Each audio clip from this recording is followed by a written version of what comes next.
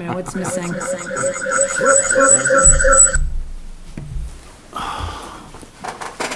Good.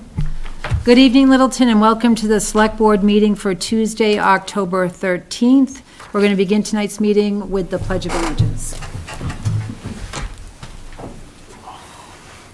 Pledge allegiance to the flag of the United States of America and to the republic for which it stands, one nation, under God, indivisible, with liberty and justice for all. It's a whole lot of Paul.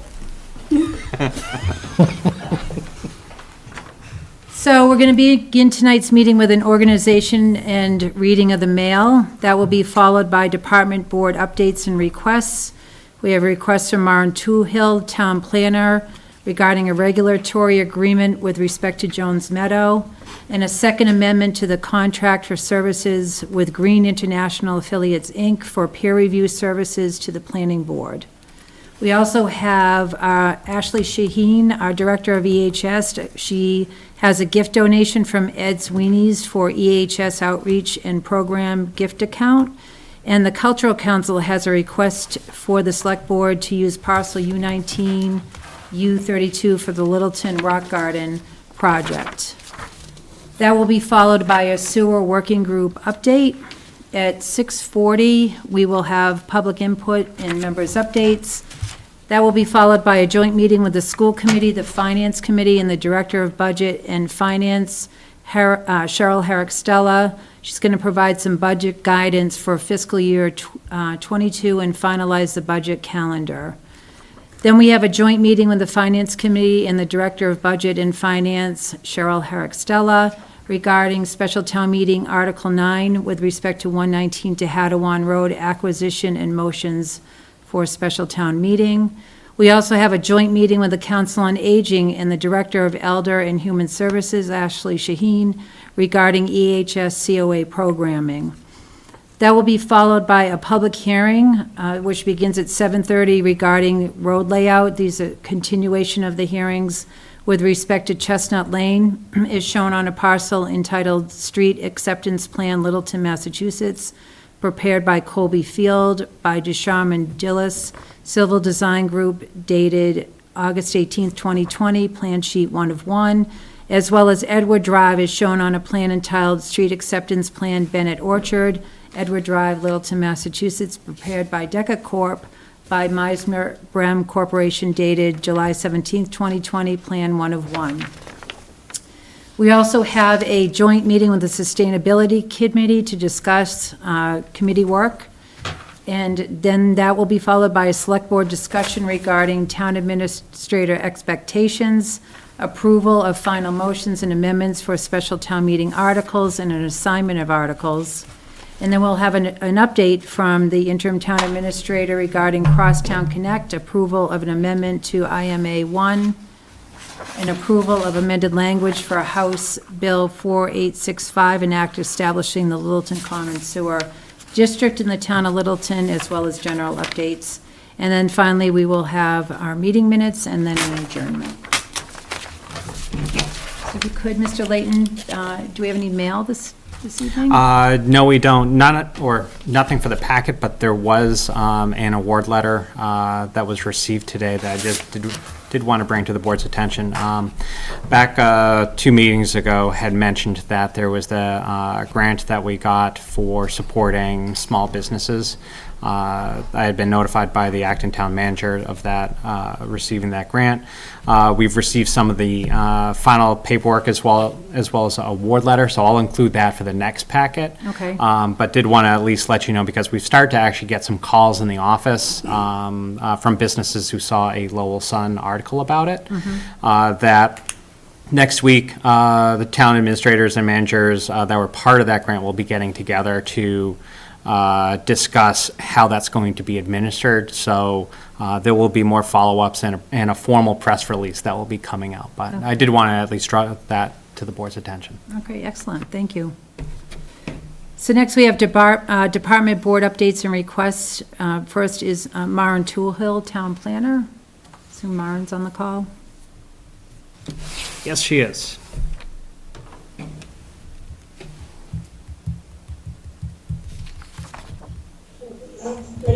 Hi, Maren. How are you? Good. There are two requests for the select board to consider. The first is the regulatory agreement for the Jones Meadow development. And that's basically the legal document that keeps the, assures the affordability of the two affordable units. Okay. Then the second request will be for an extension of the master services agreement contract that the town has with Green International for peer reviews for planning board, peer reviews and construction inspections for planning board. Okay. All right, great, thank you. Do you have anything to add to that, Mr. Green? It's pretty straightforward as far as the regulatory agreement and declaration of restrictive covenants. The board, it's my recollection that the board had seen a similar document back in about the March timeframe. What this does is this is the process by, as Maren said, sets up the process for making sure that those affordable units stay affordable. It does require DHCD review and approval, which they did provide. So the last step would be the board to authorize signature of that regulatory agreement. Okay. All right, is there any questions or comments from the board with respect to that? I just have one. As years go by and they make it sold, who monitors that it's staying as an affordable unit? That it stays on the, If I recall, in this case, the town is the monitor, and that's one of the items that we outsource to Metro West Collaborative Development through the regional housing, Assabet Regional Housing Consortium. Thanks, Mayor. That's exactly what. okay, great.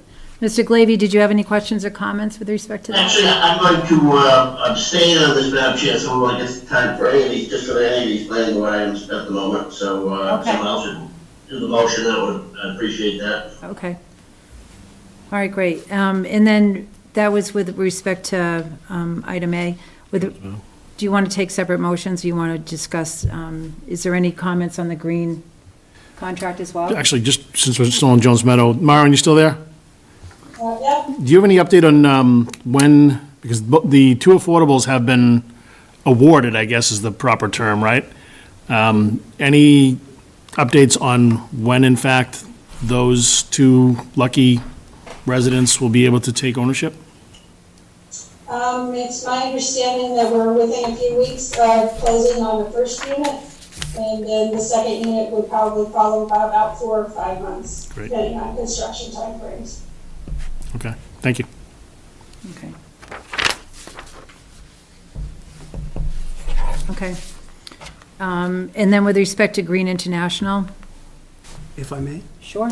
Can you tell us how much the $25,000 increment will cover? Is that a year's worth of consultancy?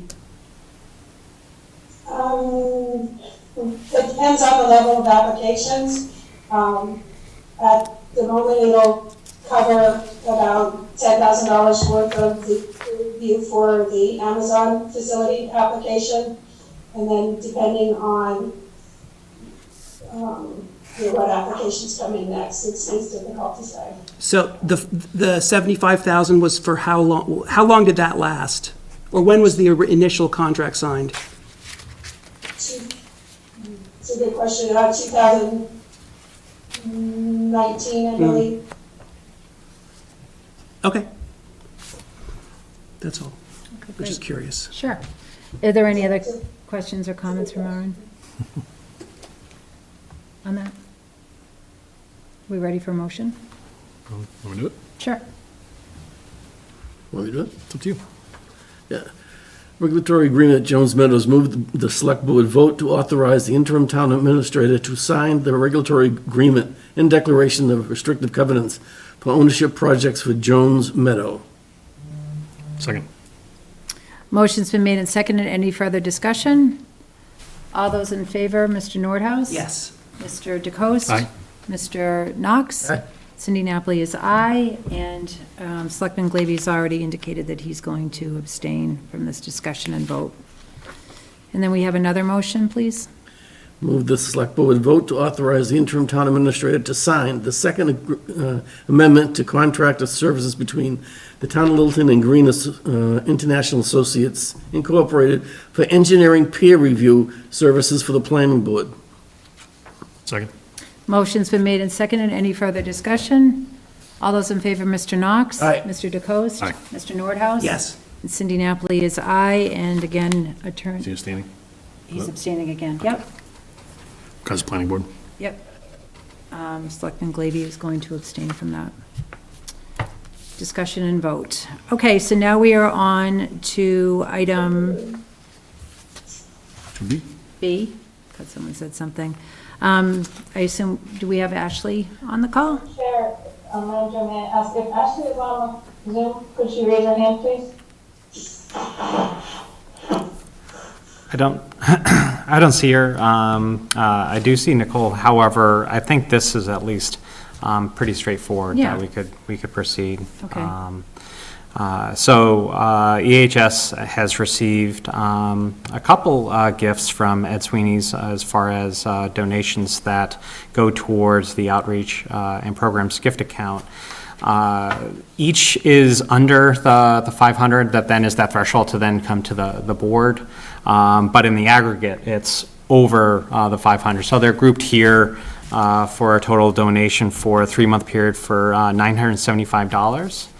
And then just a question really for the board following this would be whether or not subsequent donations, because they do happen on a monthly basis, whether or not if those individual amounts are less, whether that can be done administrative, or whether, because the accumulation of those funds over a year, if they continue, would definitely be above that threshold.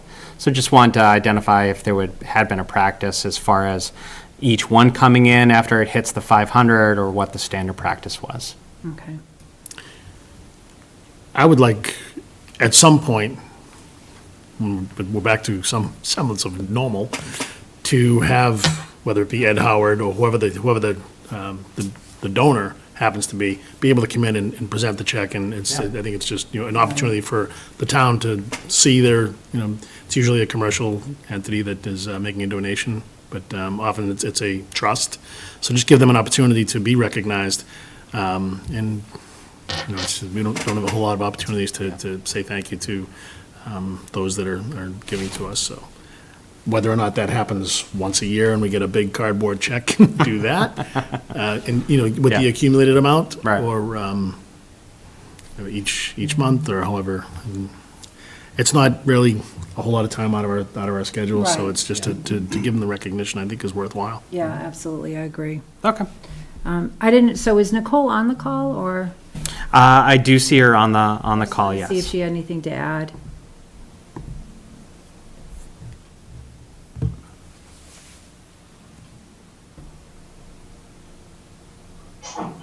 Hi, Nicole. Hi, sorry. It's my fault that Ashley isn't here. I told her that she wouldn't have to be here to accept, or to, present the donation. I don't have anything else to add. Oh, okay, yeah, no worries. Just wanted to give you the opportunity if you did. Thank you. All right, you're welcome. No blame necessary. Okay, excellent. So I believe we have a motion. Yep, and this one I can do. I just want to mention something first, Paul. I just want to acknowledge that Ed Sweeney's, he's been doing this since he opened up his stand. He's always given every single tip back to some part of the town, whether it's EHS now or schools, libraries before. And that's an incredible thing for a local business to do, so. Absolutely. Kudos for Ed's Weenies. Yeah, absolutely. Yes. And for $6 a get you 2 dogs, a bag of chips, and a drink, you can't beat that. And they're delicious. Okay, if the board is ready, then I will move that the board vote to accept the $975 donation from Ed Sweeney's to the EHS Outreach and Programs gift account. Second. Motion's been made and seconded. Any further discussion? All those in favor, Mr. Knox? Aye. Mr. DeCoste? Aye. Mr. Nordhaus? Yes. Mr. Glavy? Yes. And Cindy Napoli is yes, and the motion is approved as written. Thank you very much to Ed in the event that he's out there watching. It's certainly appreciated. Okay, so now we're on to the Cultural Council. Geraldine.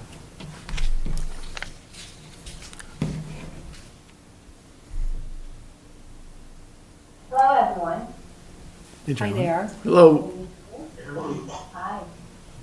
So, I believe that, Laura will be kicking this off, talking, more in general about the LCC and how it all works, and then I speak specifically about the rock project, right? Okay, Right? great. Okay. Hi, Laura. Take it away, Laura. So, before we begin, is there any need to clarify or explain what the Cultural Council is and what we do? Wouldn't be bad to get a Right, background for you. Reader's Digest version? right. Well, yeah. I think it's good for us. The reason I say this is every time that I mention that I'm on the Cultural Council, no one has any idea what I'm talking about. Then yes. So seize the moment, Laura. Okay, so under the direction of the Mass Cultural Council, which gives funding to each and every town in the Commonwealth, to support the arts and bring cultural experiences to communities. We're a 9-person council. We're appointed by the select board. We're subject to open meeting law. And artists and organizations apply to the Cultural Council and we give them grants. And that's how we use our state funds. So in a nutshell, that's what we do. Okay. So we have a project that we've been working on, and this comes about during the time of COVID. And anyone who's on social media will remember, whether you were on the Mom's Facebook page, Littleton Trails, people were painting rocks and leaving them all around the trails, which seemed like a really great idea until it wasn't. Because people had different perspectives. Some people thought it was great, you got families out, explored all of our conservation lands. Other people felt that nature should be left at nature as nature. So we came up with an idea to collect all the rocks and put them together someplace to create an art installation, a public art installation. We looked around for who to help us with this, and that's where Geraldine comes in. Geraldine has been involved, is an artist, but has been involved with many projects in town and elsewhere. In town, the ones that I know is at Shaker Lane, the mural behind in the cafeteria, the first go-round of Castle in the Trees, the art there, and then the children's hands-on art center, I can't remember what you called it, Geraldine, that was on Sanderson Road before it was moved. So she's a perfect match. We talked a lot about different ways that we could do this, and we've come up with a plan to do a labyrinth to have the rocks, to have people collect the rocks, bring them. We'll be doing social media, we'll be doing press releases, we'll be doing flyers. You collect the rocks, we bring them to a location, and with Geraldine's help, we create this project. The space that we've identified after looking around is near Castle in the Trees. So we come to you tonight to ask if we can use that parcel of land, and then we have several questions about who maintains that land, what would be involved, if anyone has any suggestions on how we can do funding. Of course, there's going to be expenses. We don't have a lot of money. The select board was very generous and gave us some money last year, which under normal circumstances would be perfectly allocated to this. However, we don't know yet what kind of funds we're going to get from the state for artists whose livelihoods depend on their art. So we don't need to decide this today. The only thing we're trying to figure out is if we can use this space, and Joe has some visuals he can bring up. But at some point, we would like to brainstorm about how we can maybe get some donations or discounts from different entities. So actually, Joe, why don't you bring up, this is what the labyrinth would look like. And, but maybe we should talk about the site first. There were two other things that I sent you. There we go. So here, this is the one. So this is the site. You can see the parking lot, you can see Castle in the Trees. And it's a site somewhere between the parking lot and Castle and, just below Castle and the Trees. Is that correct, Geraldine? Yes, yep. In that Step area. back, actually, yeah, step back even more, it's adjacent Yes. to that edge of the playground. Just to the. So then you can go back to the other one, Joe, that might, now you'll know what we're talking about. What we like about this is because it's near Castle in the Trees, families can come, they can walk it, it's meditative. We also had a lot of discussions in the council about art being permanent, not permanent, various different lessons that can be learned, and Geraldine can certainly speak more to that. So, but why don't you tell us what questions you have? Okay. Thank you, Laura. So I'm a little bit more familiar with this project than other members of the board. It might be the first time that you've actually gotten a look at this. So are there any questions or from the board? Can I ask one? Sure. What kind of maintenance would you expect this would require?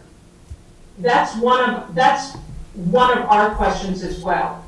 In theory, probably not a lot, because there's stone, the brown part is stone dust. And around the stone dust is where people are placing their own rocks. And it isn't like one day everyone has to place their rocks. They can be placed as, as they come in over the years. So rocks and stone dust don't require a whole lot of maintenance, but there's going to be some mulch. And then the green area is the existing grassland. So that's one of our questions is, who maintains Castle in the Trees, and could we tap into that to help maintain it? Okay. All right. Any other questions from the board about the project itself? Yeah, Madam Chair, just apologize if I missed this in the presentation or in the packet, but I know Park and Rec obviously is very active on that site. What is their level of involvement or awareness of this project then? I'm sorry, was who where? Park and Rec? Well, I don't know, Geraldine and Kim, did you either of you contact Park and Rec? We have talked about Park and Rec. We've talked a lot, and we've talked about, Cindy and I have spoken about maybe the highway department can help us with stone dust. Until we spoke to you to find out if it was even an option to use this space, we hesitated to tie up the time of too many people in departments. Okay, just they're This isn't their purpose. active. They're active on This isn't their the purpose. properties. No, What's it's that? ours. Sorry, Ultimately, it's ours, but they manage it under the MOA. Okay. Yeah. I'm sorry, Paul? Sorry, Paul, what? Yeah, that's right. Do they actually have management of that property? Is that They do under the MOA. Yeah, they manage it. But we own it. The town owns it. Okay. I like what I hear, but I think they very much need to be a part of the conversation. For sure. All right. Yeah, I think those are the only two that I can think of that come to, the Park and Rec, just to make sure that it's not going to interfere with any programming or anything that they do, which it doesn't appear to, based upon the location to the right of the tree, to the right of the path, kind of tucked in next to the play area. Maintenance is going to be the only issue. The only thing that I would say is I'm sure the highway department and the parks crew would probably ask that there be some sort of edging or something put up just so that to keep it as neat as possible and to keep the mulch in place. Similar to, behind Shaker Lane or down at Russell Street Playground, there's a pretty hardscape to keep the mulch, try to keep the mulch in the area that it's designed for. But I think with their input, with Park and Rec and Highway's input, you're basically taking away some area to mow. Maybe it's going to be more difficult to mow because now you have an octagon instead of just going back and forth with the mower. And, they probably just want to make sure that we ask the parks crew not to blow grass on top of the space and things like that. So, removing leaves and pine needles and all that kind of stuff that may fall naturally. Okay. Mm-hmm. So Chuck, we're fortunate that also on the call here is Kim Ahern, who's also on the council with us, who by trade is a landscape architect. Great. which has been very handy. And I think, Kim, you had some ideas about how to define the area. Yeah, so I think the edging, it is something we had thought about. And first of all, the mulch, what we looked at Castle and the Trees is there's sort of a really nice kind of resilient mulch, very clean looking, and we would just use the same mulch for the labyrinth, and that's what people would walk on. And then we're kind of exploring ideas for the edging, whether it's a plastic edge or an aluminum edge, but I think that's part of the next phase of the design. Once we find out that yes, the space is available and the size and so forth, we'll work on with the contractor basically on how it's actually detailed. But yes, we were thinking about an edging and low maintenance, definitely. Yeah, that's exactly. And that's where the input from the actual folks that are going to be maintaining it would be Right. valuable. We understand that. We understand that. And we started this project, we've been wanting to do some sort of a visual art installation and ideally something that was a bit interactive, and couldn't quite find the right project. And with all of these rocks, that came to us. Originally, we were sort of just thinking maybe someplace in nature, someplace by the library, something that didn't involve a lot of landscaping. And then we came up with this idea, and we really liked it, and if we can pull it off, it would be great, but we understand the questions we need to ask, and we also understand the money.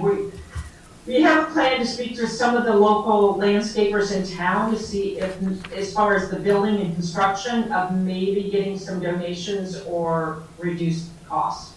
But again, until we spoke to you, if this group said, the select board said, forget it, we don't even want to hear about it, we figured we'd need, wait and see if we needed to go in a different direction.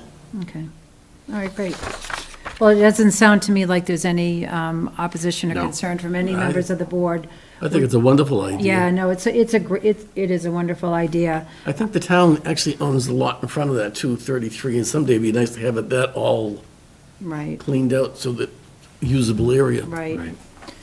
Right, so Cindy, before you go on, if I can interrupt, one more thing that we wanted to add is we would like to have some sort of a plaque, ideally a stone, a rock, keeping with the theme of the project, that has the date, because this year of 2020 and everything that we've gone through independently and as a community, it'd be nice to have something that memorialized that a little bit. Maybe a couple of benches, maybe the benches are just flat rocks that people can sit on as their children walk it or as they walk it. So that's another piece of it I wanted to mention. okay, yeah, that sounds wonderful, Laura. I think next step, with respect to the project, would be certainly to schedule time to meet with Park and Rec, and just find out about maintenance and just, share the plan with them, and then Highway as well. And then, but certainly there's no problem from this board with respect to using that parcel for this purpose. Okay, great. Okay. Start painting your rocks. All right, Thank you very much. Can I jump in real quick? Sure. Laura, since you guys are on here right now, just one thing I want to throw at you guys, and I'm not sure if you guys are the right group to embrace this, but we're talking about painting rocks and setting up some, permanent and temporary art installations and traveling around the different communities. If you pull up to the Common, we have those big gray boxes that control the traffic lights. I think it's just a great canvas for somebody, whether we get vinyl wraps or, we could have contests with the kids that could design the artwork that would go on there or something. So it might be, it's just an idea that I've kicked around and I've mentioned it to a few folks. I think, We love it. We talked about it already, Chuck. okay, And yeah, because I know, was it Gwendolyn? I wasn't on somebody was doing it and we got pushback. Who controls that? Would it be LEWD? I think it might be Mass Somehow we Highway. got pushback from it. But spread the word. We want, in fact, our mission last year and this year, when we put out our mission statements for artists, is we want art in Littleton. Some Yeah. visual, some public art, and we're having a hard time finding people to apply for it. So we're going out to the schools, the library, and if you know anyone, tell them to apply. The grant cycle is getting ready to open for this year. Great. And Laura, where would they go to find more information about that? It'll be on the town website, it'll be on social media, we're gonna put, we'll put flyers up, in downloads and we'll do a press release with whatever the Littleton Independent is called, was it Littleton, whatever it is. Don't ask me. Okay, all And right, the same thing for the rock project, assuming we can get this off the ground, we want to publicize it a lot. okay. All right, great. Perfect. Yeah, I just wanted to bring that up because I think I think I'd mentioned it to Genevieve, and I know she and her husband have moved out of town, so I wanted to mention it again to somebody else just to make sure that we've got that some level of continuity. It sounds like it's already been brought up amongst yourselves, so that's great. We're on the same page. Great. All right, great. Excellent. Thank you very much. Okay. All right. Thank you. Thank you. We'll leave the meeting. Okay. Some good stuff coming up. Okay, excellent. So next is a sewer working group update. As the board may recall, sewer working group had asked that this be a standing item. I did talk to Nick Lawler today, and he did not have an update of the group for tonight's select board meeting. Okay, all right, excellent. Well, but Joe, you and Chuck, I know Chuck, they were, glad they were quick enough to get you involved quickly, and you guys both attended the last Thursday's meeting, and unfortunately, last day conflict, but was there anything to report from that meeting, you think? Actually, thanks, Paul, for actually reminding me. On the 14th, next Wednesday, tomorrow. There's a public Zoom meeting for the sewer project, and the public is invited to attend to hear about the project and learn more, not only about the immediate request for special town meeting coming up on this coming weekend, but then also to see how it sort of fits into some of the history of the sewer project and going forward, what's going to need to happen to make that sewer project a reality. I was just going to try to pull up the information on the Light and Water website to at least get the information. We'll put it out on the town's Facebook page as well. Make sure that people are aware of that public forum tomorrow. Right. Yeah, I think they said that they were going to post the Zoom information on their website Yes. either today or tomorrow. It might already be there, but if not, it should be there shortly. I did attend. Joe was there last week, and the big focus was with town meeting coming up, the $2.5 million for the discharge site at the high school. So it's regardless of what happens with the sewer, that's an investment that is important to any iteration. So that was. Just on the existing sewer, right, Chuck? Just for that alone? Well, that alone and any expansion to it or to Right. something else, Paul, yes, correct. Okay. So, and on Light and Water's website, they do have a registration page with information. So, and you can get at it right from their front page. So, recommend that people tune in and listen in on the webinar. Also, there's a series of Watson Drops videos that they have made available. The most recent one also addressing this coming special town meeting regarding funding article for the sewer project and specifically the recharge at the high school. So recommend anyone that is preparing for town meeting also take a look at the Watson Drops video series. Okay. All right, great. Thank you. Next item is public input and members' updates. Do we have anyone for public input, Mr. Layden? Currently, no one has their hands raised for public input. Okay. Okay, so now we're on to member updates. Do we have anything to share? Mr. Glavy, we'll begin with you. Aye. Okay, Mr. Nordhaus? I do, actually. Joe, did you get those pictures? Yes, I did. So two town departments I saw today were crushing it. I went to the flu clinic, which the fire department held. I walked by and took pictures. It was very well attended, even in the rain. They ran out of, Did they run out? ran Oh, out I'm not of the- surprised. of Well, the wait till- adult- Wait till you see the pictures. all the way down to Tattawan? Oh, yeah, I mean, it was past Star Wow. Hill. Like, there was, the line was To Tattawan. to Tehadawon. Yeah, it was very impressive. Wow. They, and it looked like they were doing a great job. It was, I think, the volunteer corps, the public health nurses, and the fire department. And they were moving people right through the fire building, which was, it was great to see. It was drive-through. Great. It was drive-through. You never had to get out of your car. And I know that this was also a test run for when there's a COVID vaccine. They want to do the same thing. Okay. So I thought that was very well organized and very impressive. And then I had to stop by Town Hall, and I looked in the town clerk's office at the stacks and stacks of absentee ballots. Oh, my goodness. They have their hands full. And it was very impressive to see how many. There's also one shady character there helping out. I don't know what. But I think... Does it bring your spouse to work there?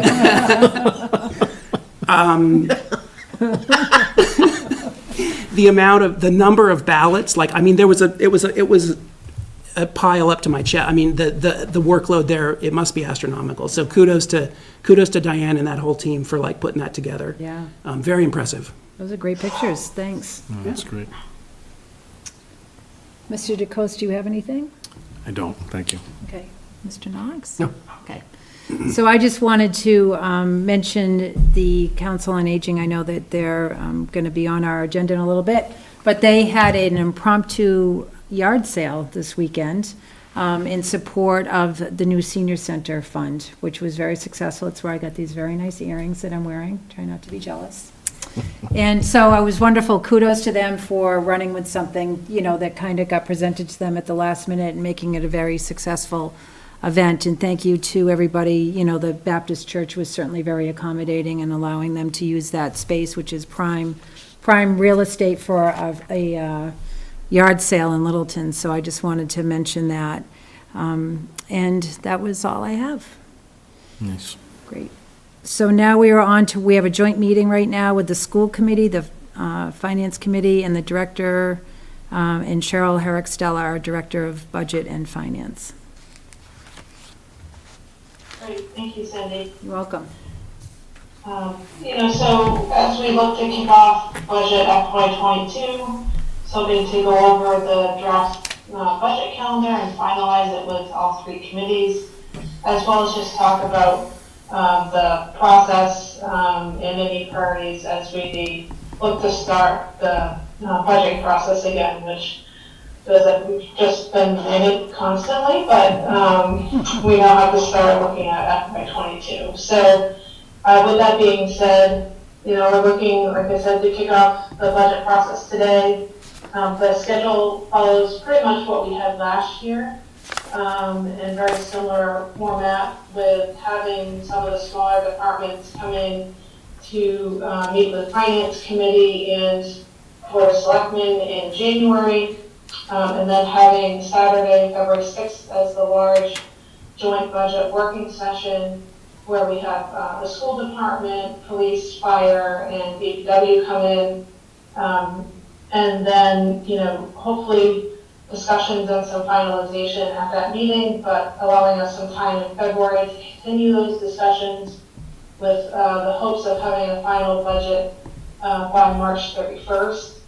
Again, the schedule is probably going to shift around similar to last year, and so we'll just be as flexible as we possibly can as we look to next budget cycle. So with that, are there any questions about the calendar itself, or comments or concerns? Anyone from the select board? No. I don't have any. Great, thank you. And so then just as we look at budget 22, there's still a large part of uncertainty when it comes to FY21. The state hasn't even passed the budget for FY21, they just started that process again. And in listening to their economic roundtable last week, right now they are predicting anywhere from a negative 12.5% on the state level to a positive 0.7%. And again, this is just because there's so much uncertainty around how this is going to affect the state budget and the local level. Without federal funding or knowing about any level of federal funding, it's very hard to predict what's going to happen at the state and local level. We have some budget pressures this year, just generally without the COVID impacts. We have town and school negotiations. We have a large amount of debt, inside levy debt, that puts some pressure on our operating and capital budget, possible sewer system, implementation of any of the recommendations from the space needs study. And then as we look at what the COVID impact is going to be for 2022, there could be a potential reduction in state aid. We were lucky that they level funded general municipal aid in Chapter 70 for FY21. We could see an increase in our state assessments, depending on what happens at the state level. We could see an increase in ATB cases because commercial development might be struggling. Our CARES funding is expiring December 30th, and that has been used to help us offset a large amount of unbudgeted expenses that we've had on the town side, and the same thing for the school as well. So with that expiring, that's going to put additional budget pressure this year and potentially next year if we don't have some additional federal funding, which at this point is really unknown. And our meal tax, which we initially projected to be about a 50% reduction, is actually at 49, so we're pretty good with that. Hotel tax, which we just got in today, actually came in at 65% less than what we had anticipated originally. So that's even worse than we had originally thought. So those are just some things from a COVID perspective that I think we'll want to keep in mind. And so given that we're at the very beginning stages of this budget process, my recommendation to all the boards is to level fund the budgets on the expense side as well as on the salary side.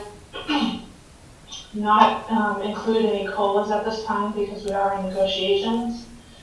As well as we do have a salary, the comp and class study coming out as well. So at this point I would kind of hold off on making any of those adjustments to the budget. I would also recommend that no new additions on the expense or personnel side are added. And that if something's not an essential service, we potentially look at cutting it at this point. Like I said, I expect this process to be flexible and iterative. So as we get more information, my recommendation is to have department heads submit to me any additions they would like to see. And then I can present that to all the boards once we have a better sense of our financial picture to see if at that time we want to add any of those into the budget. So that's, a summary of kind of my recommendations as we look to start the budget process. Interested to hear everyone's thoughts, opinions, and their recommendations. Okay, thank you. Yeah, does the finance committee or the school committee have anything they'd like to add or any comments?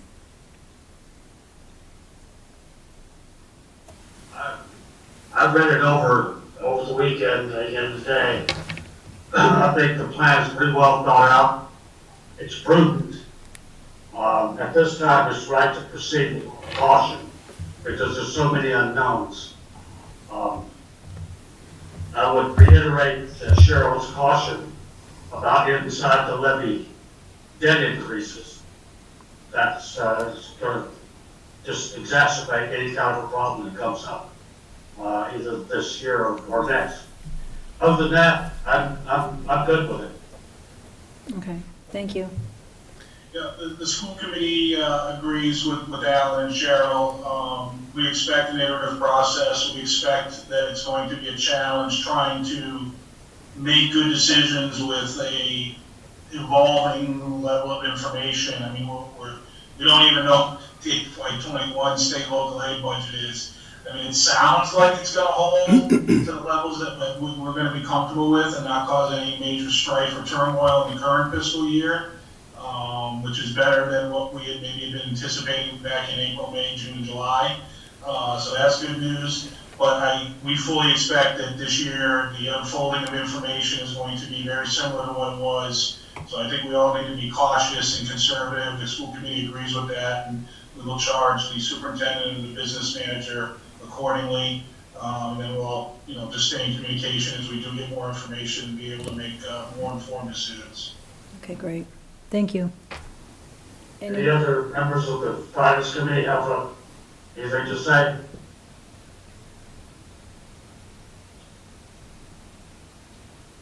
No?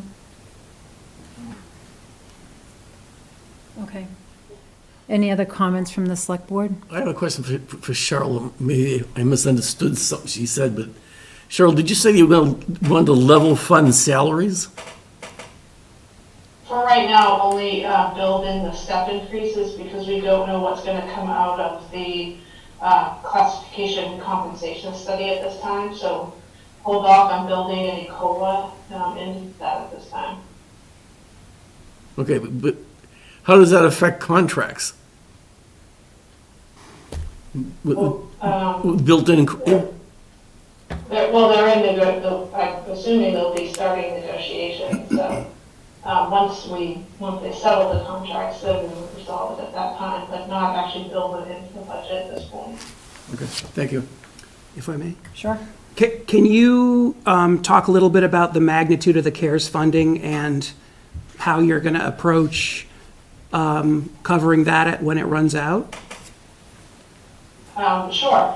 So, right up to this point, we've expended about $150,000 in CARES funding. I think it's about $80,000 in FEMA funding. I expect that we'll probably be submitting our last reimbursement request in the next couple of weeks, and that probably be about $50,000 to $75,000 in funding.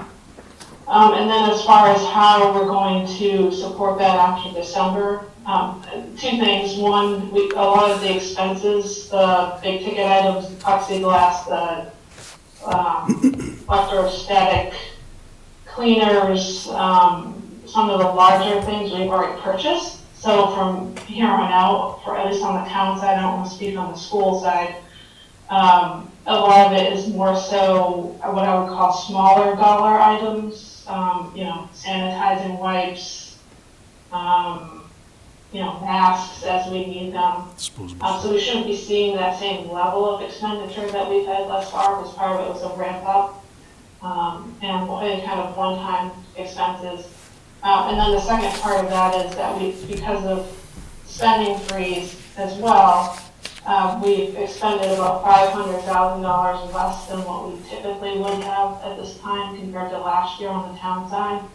So I think, combining less general expenditures for a number of reasons. I mean, we're not going to conferences, we're not going to trainings, people are only spending on essentials. That's how we'll cover it. Thank you. Great. Thank you, Cheryl. Chair, if I may. Yes. I just actually had a question for Mike or maybe Kelly on if this rolls into 2022,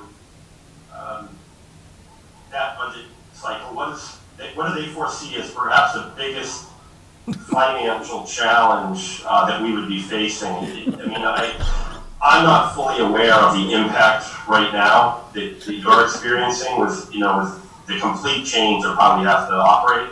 But what if this carried over to the next year? What would be the major strain on your budget? He wants us to be serious. Yeah. Right now, it's just the stuff we would normally expect. It would be, steps and lanes and staffing and any negotiated increases in the salary, as well as special education costs. Similar to the point Cheryl made, we were kind of operating under the same unfolding circumstances where our budget is okay, even though we've spent more on PPE and we've made other expenditures to prepare the buildings to have some in-person instruction. We've been able to absorb that in our normal operating budget, and we haven't felt any significant strain on that yet. we talk about, the CARES Act and other funding is going to expire in the coming weeks. But we may very well see some changes in Washington and how they approach how to deal with the COVID crisis after the election and stuff. So, right now we're okay. If it moved into next year and we continue to be in a hybrid mode, it would be the PPE and things like that. But there are some savings related to some of these same types of things that are the town side's avoiding, that we've been able to avoid, that have counterbalanced to at least a significant degree up to this point. So nothing out of the ordinary yet. Okay. Thank you. Chair? Yes. Cheryl, on the revenue side, what benchmarks benchmark dates do we have coming up to track this going forward, both in terms of current year and the projected 2022 year? So, we just got our first quarter meals and hotels tax. Except the hotels tax was delayed, that just came in today. So, the next benchmark would really be probably 3 months from now. And at that point, we'd have a half year under our belt from that perspective, as well as I think at that point, I would hope that the state has passed the FY21 budget as well too. I do know they're going to try and expedite that process as much as they can. So I would say in 3 months would probably be our next benchmark date. But that being said, if the state moves quickly and comes out with some additional information, that's a big swing for us. Like Mike said, at this point, it seems to be safe and okay. But if they come out of that with some decision that's pretty drastic, that's going to be, at that point, we'll have to probably take a moment to look at that information and take it on. Okay, thank you. Welcome. Right, thanks. Any other questions or comments for Cheryl from any of the boards, committees? Nope. All right, great. Cheryl, thank you very much. Great work as always. Thank you, Cindy. Okay.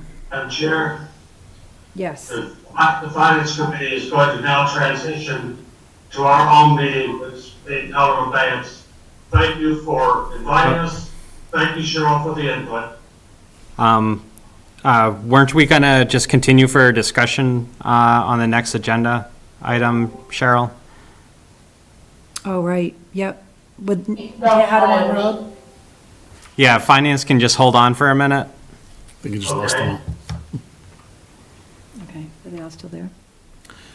Looks like everyone's still Okay. there. Betsy So, Tyler. yep, so this is a joint meeting with the Finance Committee and Cheryl Herrick-Stella regarding special town meeting Article 9, 119 to Hadawan Road, acquisition and motions. So I'm going to recuse myself and leave the room on this discussion. I got It's all you. you. All you. It's a new sheriff in town. Oh, boy. Oh, boy. Look out, Littleton. So for this item, wanted to grab both Finance Committee and the board after Cheryl and I had a discussion with Town Council as it related to finalizing the motion for 119 to Hadawan. As both Finance Committee and Select Board may recall, within the special town meeting report, there wasn't a proposed motion. We were waiting for the PNS to be signed and then for some final numbers. We're in the process of working with Town Council, and we have a proposed motion for the board to consider for this weekend's special town meeting. But one of the things that in discussing the project and what was needed to not only comply with the MVP grant of $763,000 was that we need to identify a funding of source for some remediation, i.e. asbestos, as well as a tank that was identified under the ground. That working with town council as part of our due diligence process. We are going to be looking at the property and doing environmental studies, but that's going to be about a 3-month process. That's 3 months from now is when the PNS identified a potential closing date. But as part of this motion, identified that exactly $15,000 would be looked at to be coming from free cash, undesignated fund balance for that remediation work. Those are costs that can't be utilized by the CPC article or the Conservation Cell Tower Fund. So it's a little bit of a change, and I can pull up the motion that town council has prepared. The second thing is that both committees had, as part of the special town meeting report, voted on prior year bills. We did get final 3 that need to be added to that list. I did include them within the board's packet for here, so before both the select board and finance committee say adjourn from our joint meeting, just want to identify that both would need to vote to approve the addition of 3 changes that then are basically right in here, an amount of $173.11, $16.28, and $425.65. So. Cheryl, while I pull up the motion, is there anything else needed to cover? No, not that I can think of. So let me just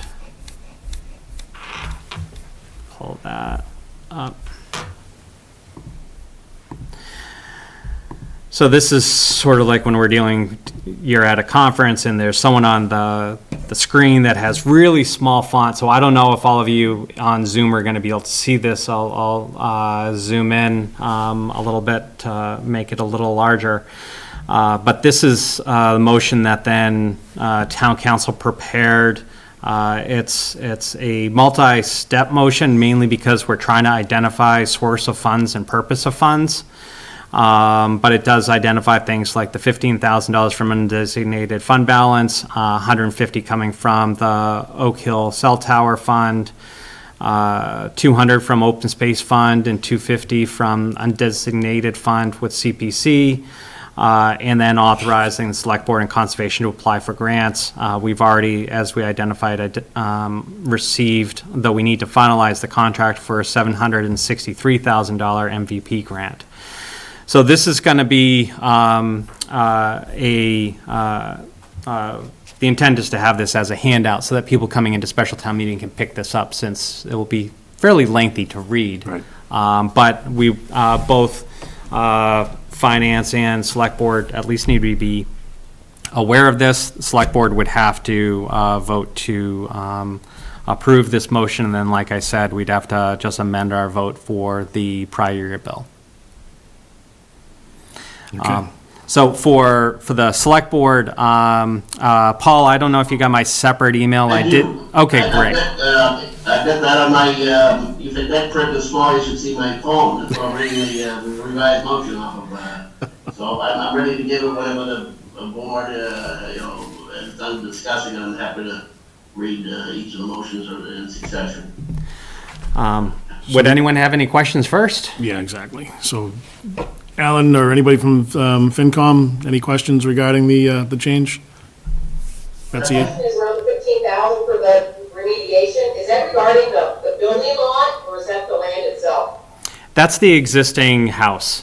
So it's anticipated, because of the age of the house, that there's asbestos. We are Speculation. Right. There's speculation, exactly.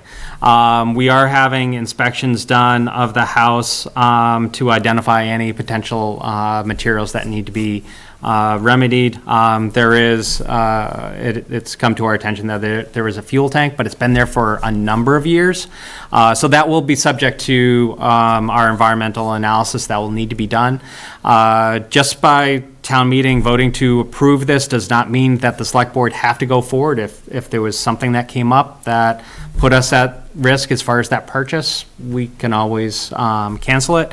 But this at least is something that we identified working with Amy Green, conservation agent, that would be a reasonable amount to hold over to cover for that, any remediation that needed to happen. Demolition would be covered by the grant. Sorry. That was based on input from the building commissioner who walked the property and the house as well earlier, correct? Correct, that as well. So the demolition is, what? Sorry, the demolition is covered, so we're really just talking about the remediation in case there is something like asbestos. And is this land eventually will go to the housing trust, right? Littleton Housing Trust? Is that the intention? Not necessarily that lot, not necessarily that portion of the lot. Not likely that lot. Right. Right, That's what I want to make sure of, okay. Yep. Mr. Vice Chair, I'll address that for a second. Please do. Okay, yeah, the anticipation, what's been discussed, it actually became a point of negotiation, was the intention is that the spur of land that's just beyond the house, so it's not exactly contiguous to the, the great bulk of the open space that's being protected, is what's anticipated for the housing, which would just be that's like a 1 acre lot for whatever was a maximum of 4 units. Right. I think is what we agreed to. But that's, we didn't want to box ourselves in on what the testing might yield. So that's, that's the stated intention, is that's where the housing would go. Not exactly the house, or the spot where the house is right now, but just beyond that. Going, I guess, what would that be? Westerly on to have one road? Towards Foster Street? Northwest. Yeah, toward Foster Street, correct. Uphill. All right, thanks for the clarification. Yep. And I have a question as well. So, is the town on the hook to do the demolition, or is the owner doing it and we're reimbursing the owner? So, you want to jump in? So, that was included as part of the grant, Greg, and the $763,000, I think is, am I correct, Joe? Yes. As part of the conservation and the open space? Yes. That would be included, that expense was included as part of the grant application to raise the home. Yes. So just for clarification, and the 15,000 is really just in case we find asbestos. Correct. Something in the ground that we have. Correct. There is an old tank there. When we mean old, we're talking like 100-year-old tank. Yeah. Probably not a problem, but we still gotta, do something about it. Sure. Okay, thanks. Thank you. Any other questions? Ready for a motion, Mr. Chair? Yeah, it looks like there's no other hands raised, right? Well, Gary's got about 5 raised, but that's his screensaver. Classic Gary. Okay, I will move that the board vote to approve the revised motion for special town meeting Article 9 for the acquisition of 119 Tadwan Road as printed, and to recommend approval of the article. Second. Motion's been moved and seconded. Roll call vote, signify by saying aye. Mr. Knox? Aye. Mr. Knox? Yes. Mr. Glavy? Aye. And Mr. DeCosta's aye. This is a joint vote, so, or does the? Yeah, my understanding is that the finance committee had not voted at this time, so that's one of the reasons why I want to have this item jointly. So their they chairman could do should that. take their own roll call vote? Or shall I? Any other comment from the finance committee? If not, do I have a motion that we approve Article 8? Article 9, I'm sorry? I think it was Article 9. So moved on Article 9. Right. Oh, As read. As read. Yeah. as read. Second? All right. Betsy Bowling, Yes. Tom Burrell, Yes. Gary Wilson, Yes. Greg Champion, Yes. Tyler Gray, Yes. Alan McRae is a yes. It's approved. Thank you. Thank you. Now we will be moving to our Hey, did meeting. you do bills and Thank you very payments? much. Well, we have the. Prior year bills? Prior year bills, too. Right. All right, I'll read that motion, if you like that, Mr. Chair. I think so, please. Okay. I'll move that it says here Finance Committee / Select Board, but you'll be taking your own vote after, so I'll move that the Select Board vote to approve the revised motion for Article 1 as printed below. Moved and seconded by the Select Board that the town vote to pay prior year's bills as follows. From the town's undesignated fund balance, NSI in the amount of $2,896.90 and $173.11. NECS in the amount of $16.28. Lowell Sun in the amount of $425.65. Thompson Lichter in the amount of $4,269.80 and $1,971.90. Waste Zero in the amount of $10,000, $10,852.50. And from the Water Enterprise retrained earnings to pay any prior year bills of the Water Department, Foxborough Police Department in the amount of $212, Northeast in the amount of $1,623 and $899, and MJ Cataldo in the amount of $1,195. Second. What is the total of all that? These are all prior year bills? There was 3 added to the original printing. There were 3 amounts added. Yeah, she breaks them up, Cheryl breaks them up differently than prior years, so we actually see the breakdown. Yeah. Is there a reason there's so many this year? I think it's the new chairman of the board, the select board. Chairwoman. Was this not COVID related, Mr. Cheryl? You want Yeah, I to, mean, reason these bills came in late? I mean, that definitely could be. I mean, we did actually receive some of them late. One of them was actually an FY19 bill.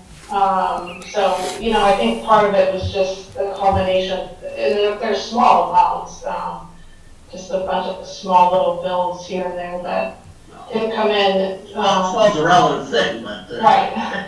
But this didn't come in by, you know, July 15th, and we have that hard cutoff, and so once that happens, if we haven't paid it, then, and we haven't encumbered it, then it's a prior year bill. Well, I think Betsy's observation was correct, to my memory too, is that this is more than we usually see. Yeah, a lot.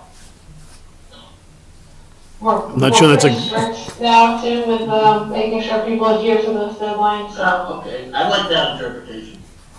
Housekeeping, cleaning up. that's right. Right. To the question, what was the total? I don't have it in front of me. Joe, do you have it in front of you? No, I don't have that added in front of me. Hold on. Okay, let me do a quick math there. It's about 3,000, Less than 20 grand. yeah. 7, Carry the 2. 19, 20. You got a remainder? About 21, 22 grand, actually. Red jacket. Between both the water department and the town. Put your shoes back on, Paul. Yeah. Ish. Any other questions? All right, so I guess that motion was read specifically to the select board, so, I don't know the second. I seconded it. Thank you. so roll call vote, Mr. Knox? Aye. Mr. Norris? Yes. Mr. Glavy? Yes. Mr. DeCoste is an aye. Now it's up to the FinCom to, All right, do I have a motion to approve the addition to Article 1 on the motion as read? Second. I have a motion and a second. Roll call vote, Tom Burrell, Yes. Betsy Bowley, Yes. Gary Wilson, Yes. Greg Champion, Yes. Tyler Gray, Yes. Alan McRae is a yes. Have a vote. thank you very much. Now you can leave. Are we done? All right, good. Again, we will move. Good night, all. Thank you. Thanks, guys. Cindy? Sleep her up. Sleep her up.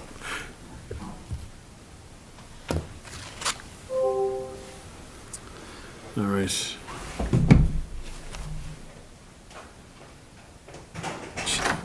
You go out that way, she comes in this way. Oh. Couldn't have planned it better.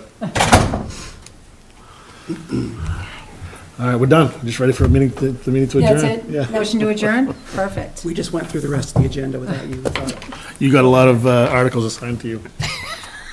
Really? Well, that's not going to work out too well. Okay, so, a little bit behind You go on number schedule. 6.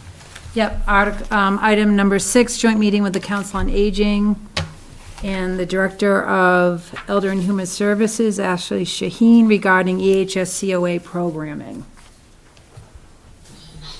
Hello. Hello. How's everyone doing? Good. Good. All right, I'll kick it off. So the Senior Tax Work-Off Program in Littleton is one of the largest in the state. Last fiscal year, 121 participants completed the program.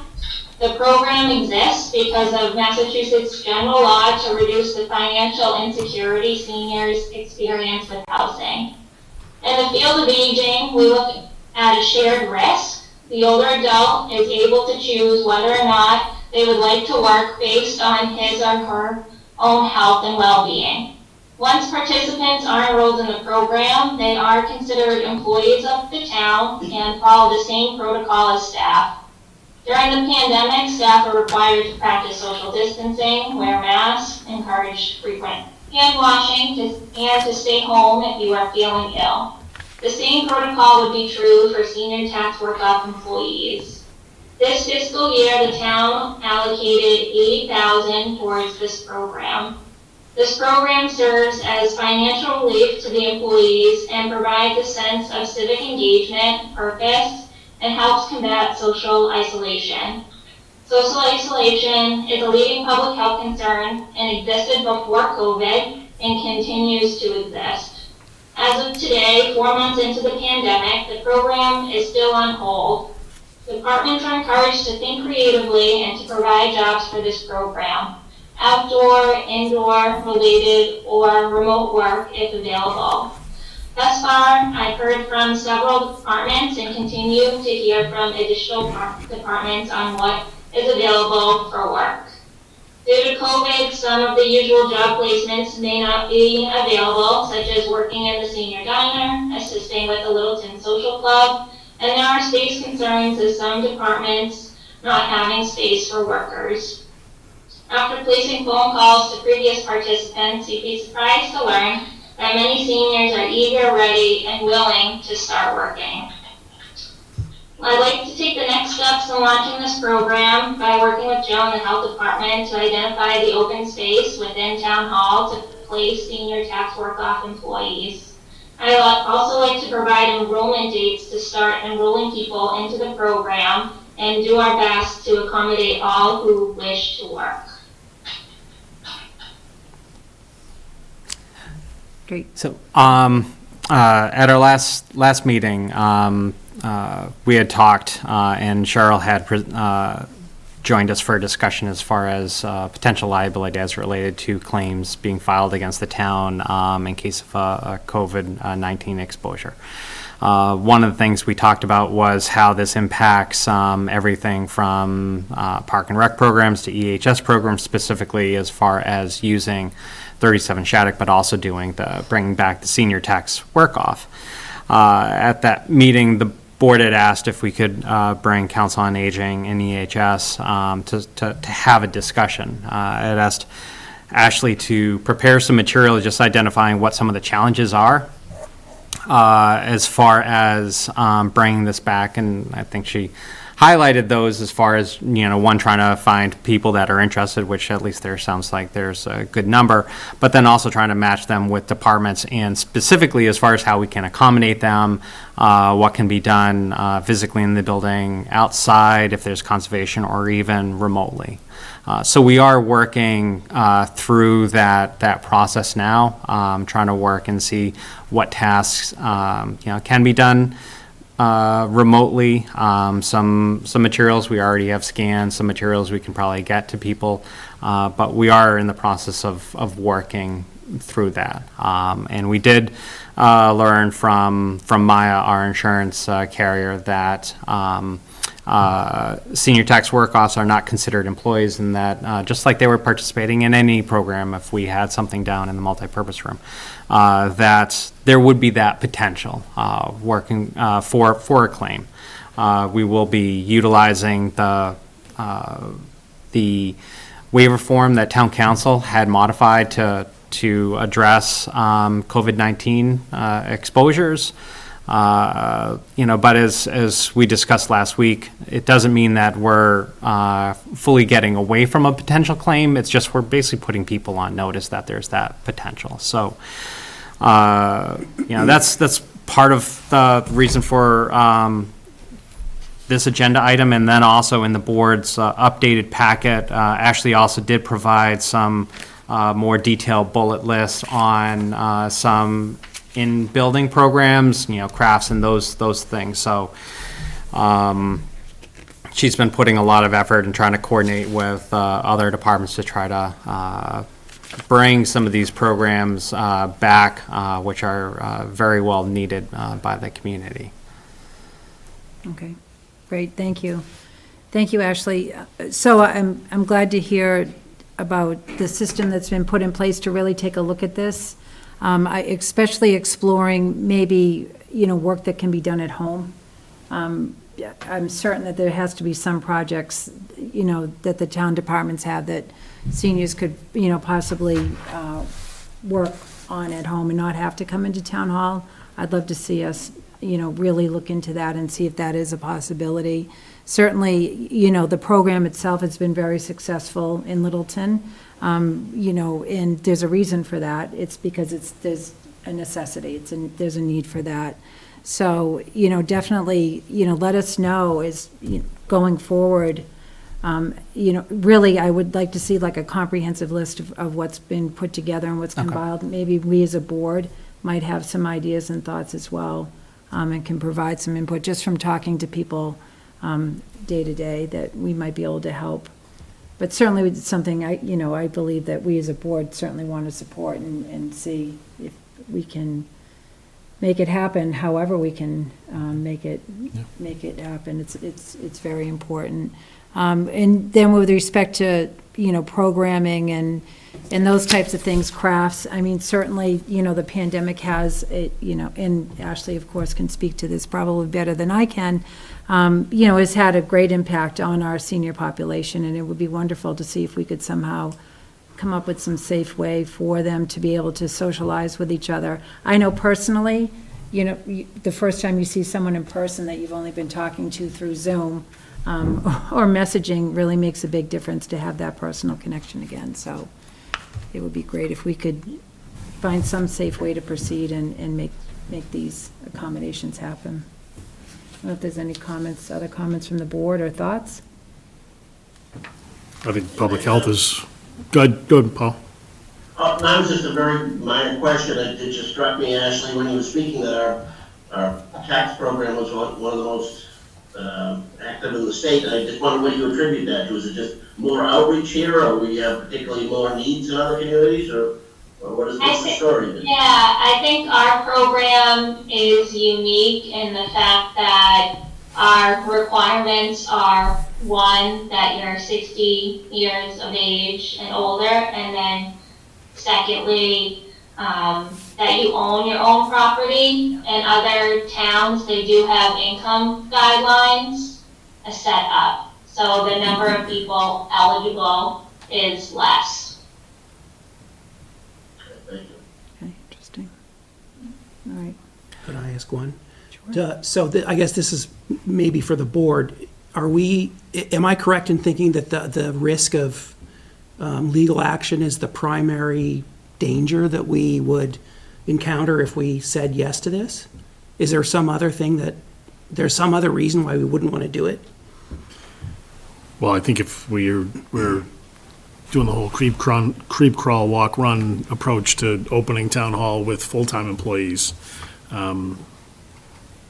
to add additional bodies. I mean, in this room alone, we can only fit 6 people in this room. So, if we're adding additional bodies into the building as a whole, into this building at least. Difficult.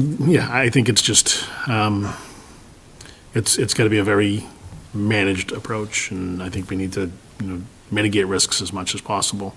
I certainly see the benefit in trying to create opportunities. Cindy's, option, maybe there is some collating or some sort of work that can be done remotely. Right. Which doesn't require technology or anything like that, where the town doesn't have to make an investment in any kind of technology or anything. But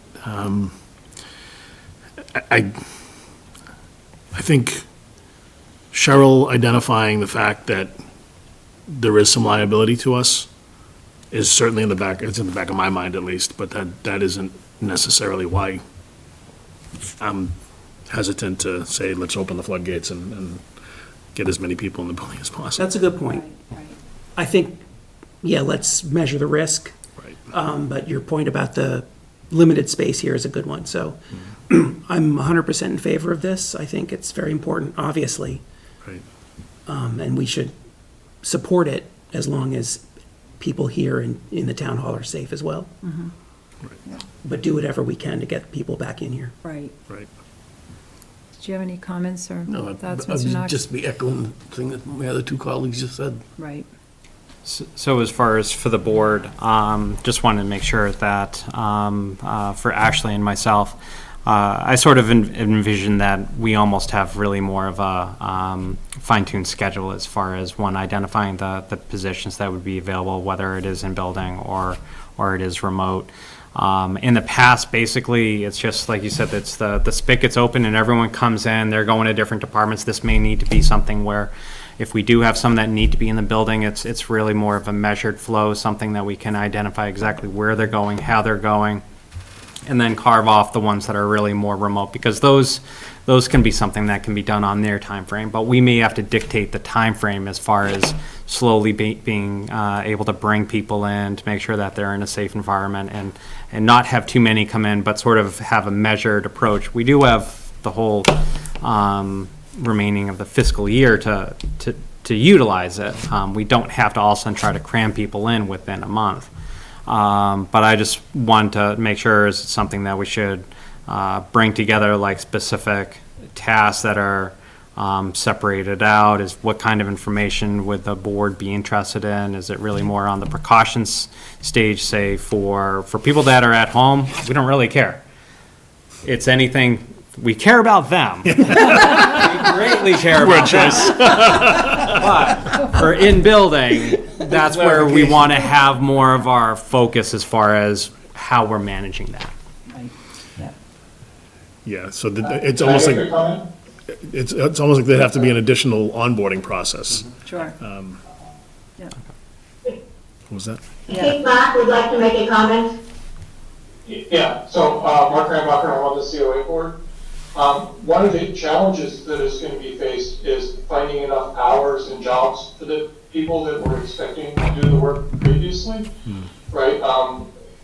There was a large number of volunteers or senior tax write-off work-off jobs last year that are not likely to be available this year because of the space limitations. And we're going to have to figure out how, as a town, not just as a COA board, how we're going to help support the people that can't necessarily get in the building or find their work this year. So it's something to keep in mind that doesn't have to be necessarily be solved immediately, but if we have seniors who are counting on the tax write-off work and there's not work available, we need to figure out what we're going to do as between our two boards.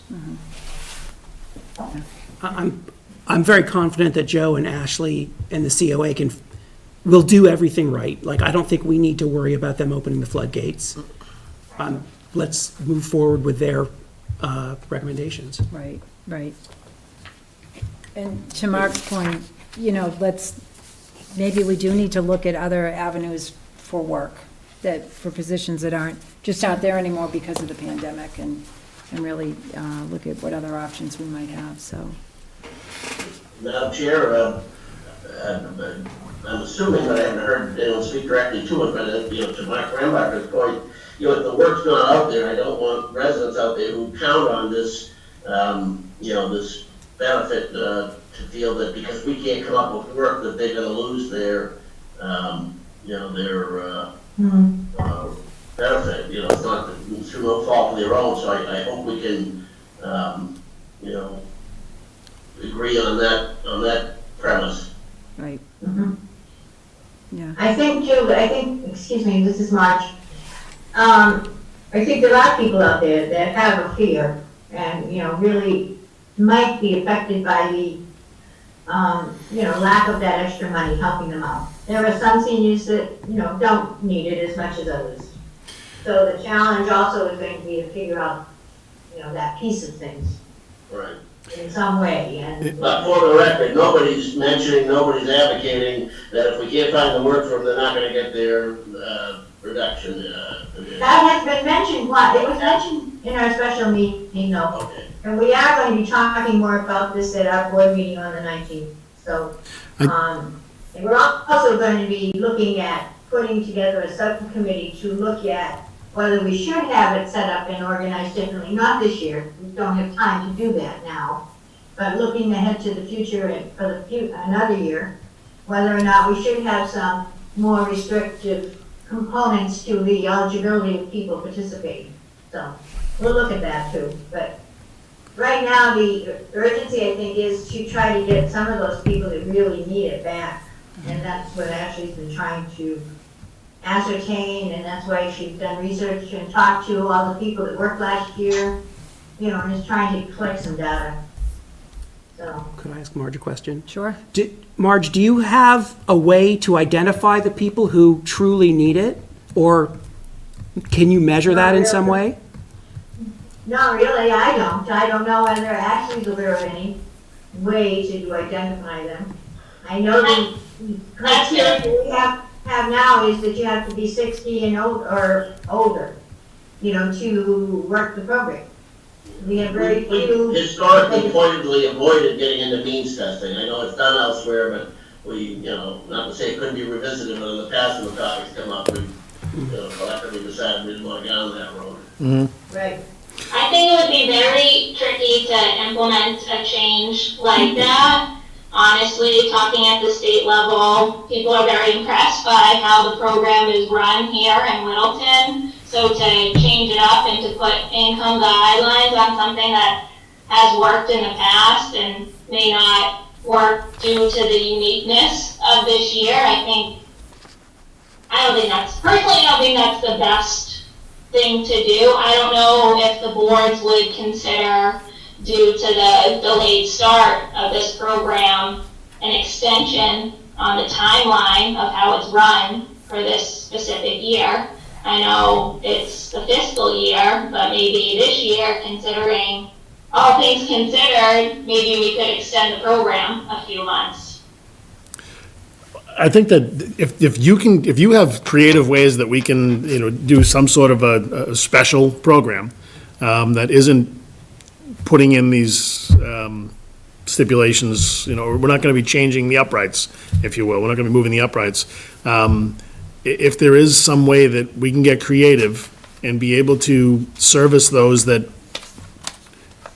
have this need, and we can meet the need, we've already frankly budgeted for it. If an extension is part of that, then let's look at a way that we can get that extension implemented, or, I think, to Matthew's point, between you and Joe and Cheryl, frankly,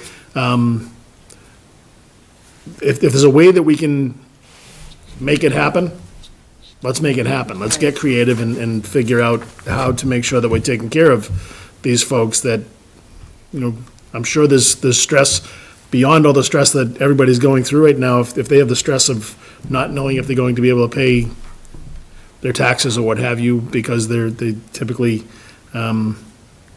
employ the tax work-off program. Let's find some ways, and just. Yeah. I'm not going to say a So wink's we're as good as a supportive- nod, yeah, but we're yeah. supportive. Yeah. Let's just find a way. I mean, Absolutely, I know you're not coming here looking for answers, but I think you've got our support. Right. Where there's a will, there's a way. That's right, Mike. There you go. We have to just, really think creatively, I think. So one of the things that came up, sorry, Mark, I didn't mean to cut you off. No, go ahead. So one of the things that came out at our last meeting when we were discussing this, at the time, there weren't actually enough jobs available that we could actually even exhaust the amount of funds in the program. And it wasn't because we didn't have enough people, it's just there's a limit on the number of hours people can work and the number of jobs that were available. So it's possible that, unless we get a lot more creative, on how we're going to fund these things, that we can't spend all the money, because of the regulations on place on the program, not because of the need of the people involved. So, in which case we'll have to come back to the selectmen and the finance directors and things to figure out how to reallocate that money to help the people that need it. Mhm. If we can figure out who those people are too. That's a very difficult thing to do, I think. So, the way, it's set up. We are going to be addressing this more, as I said, on the 19th, which is right around the corner. Okay. Actually, now that I think about it, it's closer than I thought. So, We take our lead from you. okay. Okay. Before we, well, I don't want to get cut off this discussion if we're not done with it.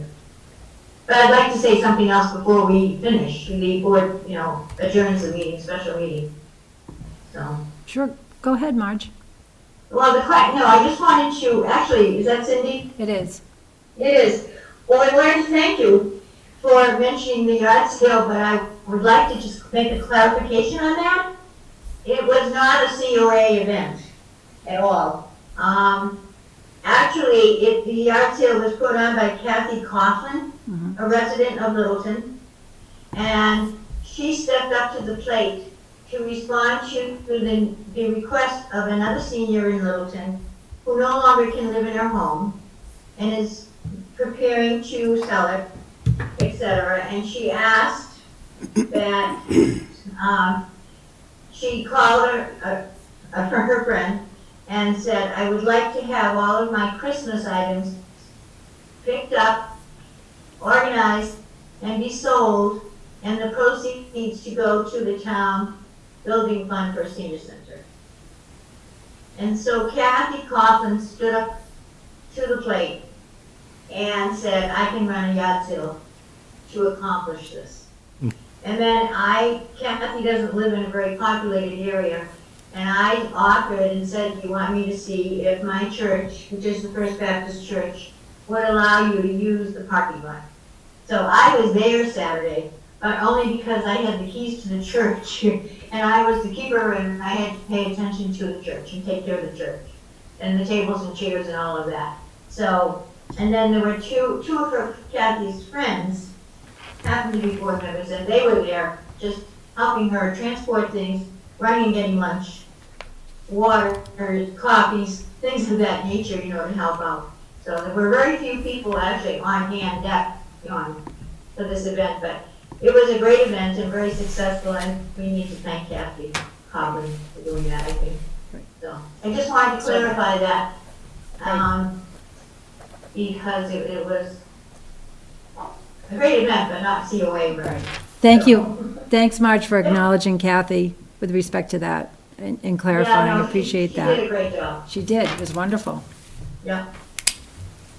Excellent. Yeah. So I think we're in a good spot, and we know. Consensus, yeah. Yeah, fully supportive. Just whatever you pull together, just come back, circle back with the board, and let us know what you need from us. All right, board. I think we have our assignment, and put your thinking caps on. Next Monday's the 19th. I just realized right now. So we need, and that it will be an agenda item. So we need to think creatively about how we can help Ashley out and come up with some ideas about finding jobs. Basically, that would be helpful. So, Excellent. Are there any other issues to come before the board? No? No? We're Okay, good. then, could I have a motion for the board to adjourn? So moved. So moved, thank you, Anita. Second, somebody? Maureen, she didn't unmute herself, but she raised her hand. So, second. Okay. Oh, thank you, Maureen. And may I take a roll call vote so we do it all right here? Stanley, when you unmute yourself? All right. Okay, thank you. Mark? Yes, adjourn. Maureen? Yes. Mary? Yes. Thank you. Susan? Yes. Anita? Yes. All right, we are adjourned formally. to Thank see you you all. all. Thank you, guys. Good night, thank you. Select Good luck. Board For working with us. We appreciate it. Thank you. Certainly. Good night. Thanks. Good night. Yeah. Okay. Okay. So we actually are late Hey, for, Sarah, are you done? birthday. Okay. So we're actually late for our public hearings on the road layout. So Madam Chair, I'm gonna recuse myself again on this. I'll jump back on when you know the next topic. Okay, great.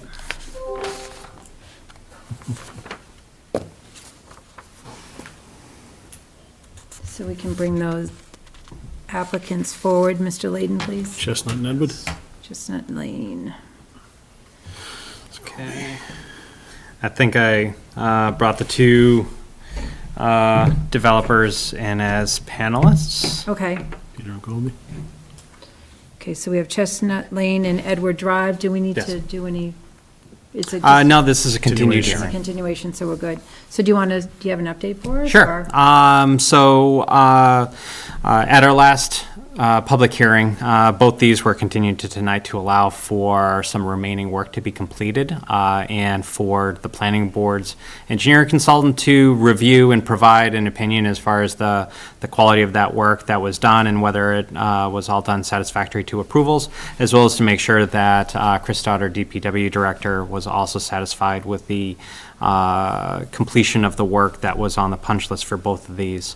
I did talk to Mr. Stoddard this afternoon. He did verify that all work was done to his satisfaction, that he supported the acceptance of these two roads.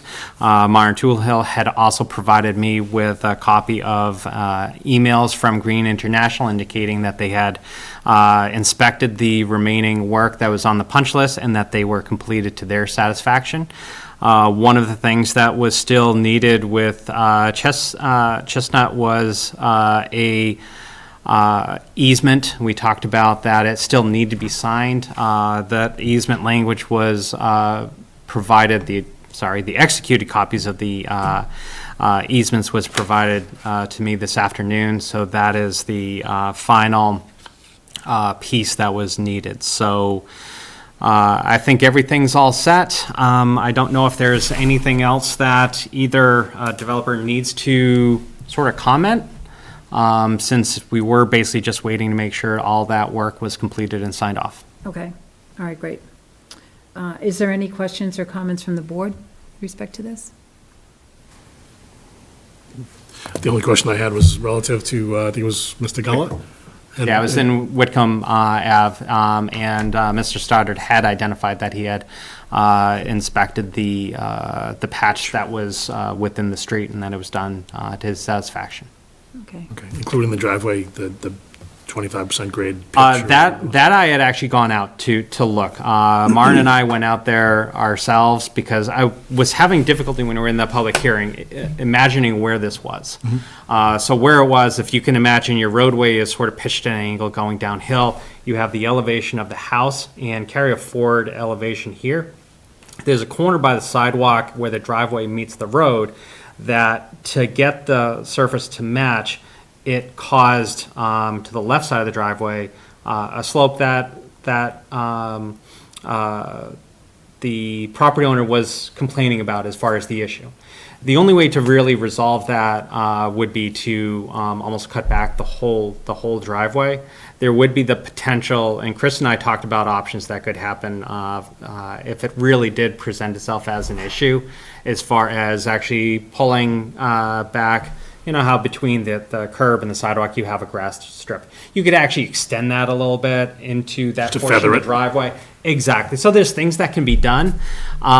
It's largely driven by the slope of the sidewalk and the cross slope that's needed within that area, and then trying to get that driveway to match down to the roadway. So it was something that there's not an easy fix outside of literally removing a piece of the pavement to actually have, say, as almost a grass shoulder to alleviate that. Chris did say that it is something that could work with the property owner if it did present itself a problem, but it's largely driven by grades that are out there within that.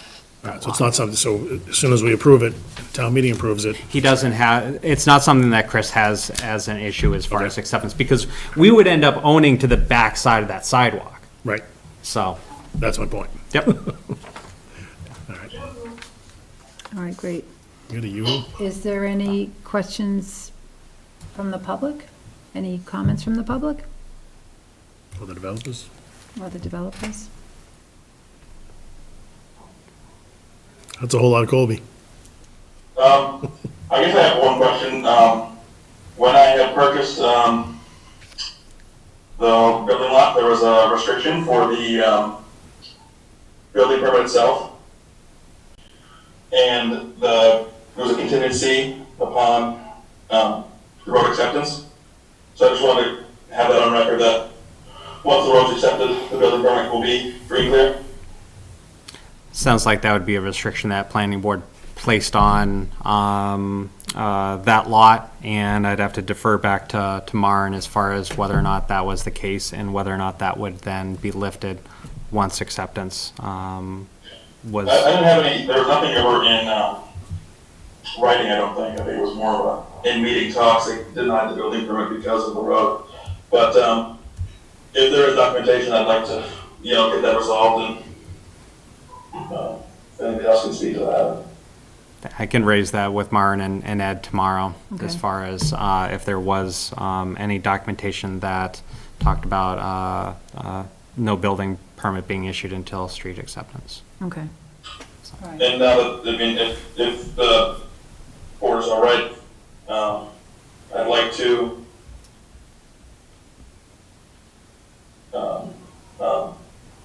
if the work's done, it just has it just goes to town meeting from here on out.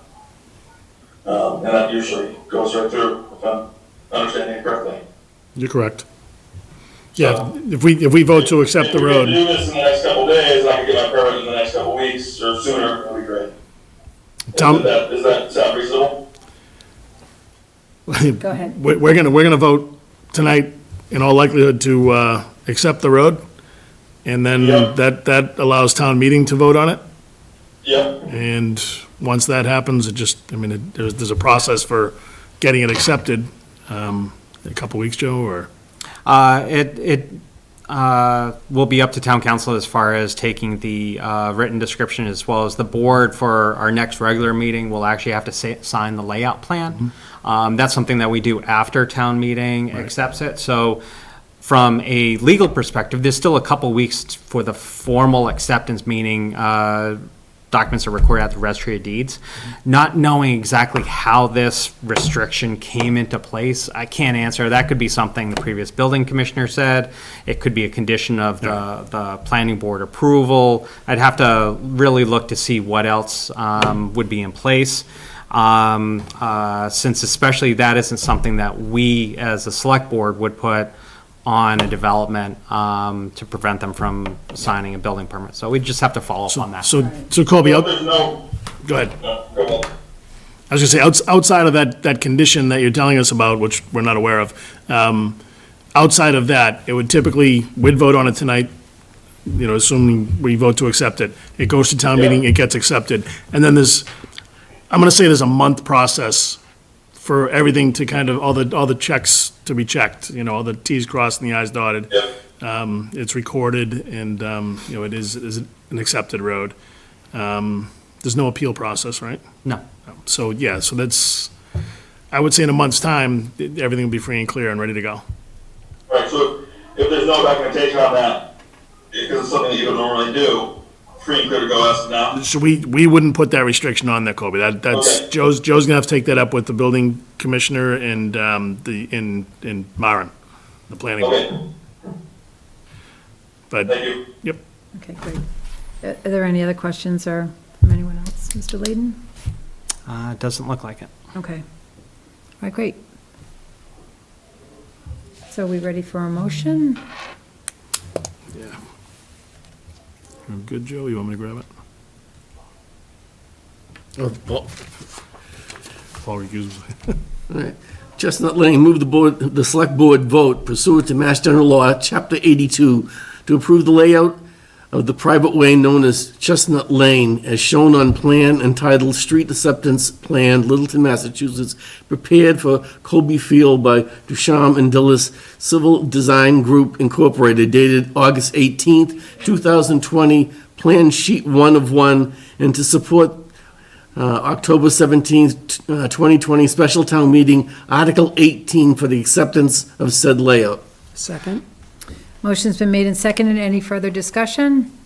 All those in favor, Mr. Knox? Aye. Mr. Nordhaus? Yes. Mr. DeCoste? Aye. And Cindy Napoli is yes. The motion is approved as written. We have one for Edward Drive. We also, those, Yep. okay. Move the select board vote pursuant to Mass General Law, Chapter 82, to approve the layout of the private way known as Edward Drive, as shown on a plan entitled Street Acceptance Plan, Bennett Orchard, Edward Drive, Littleton, Massachusetts, prepared for Decker Corp. By Meisner Brem Corp., dated July 17th, 2020, as revised, Plan Sheet 1 of 1, and to support the October 17th, 2020 Special Town Meeting, Article 18 for the acceptance of said layout. Second? Motion's been made and seconded. Any further discussion? All those in favor, Mr. Knox? Aye. Mr. Nordhaus? Yes. Mr. DeCoste? Aye. And Cindy Napoli is yes, and the motion is approved as written.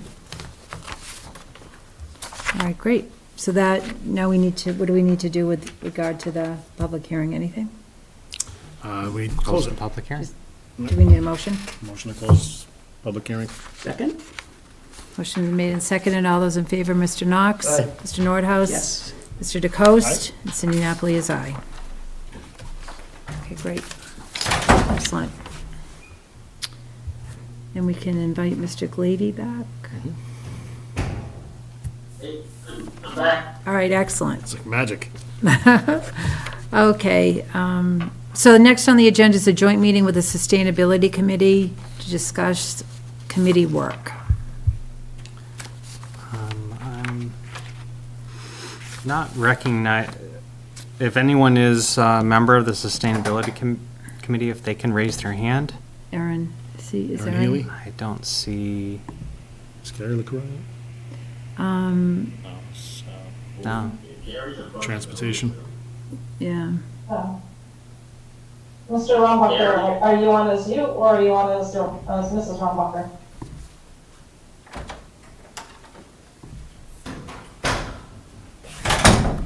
if anyone's on.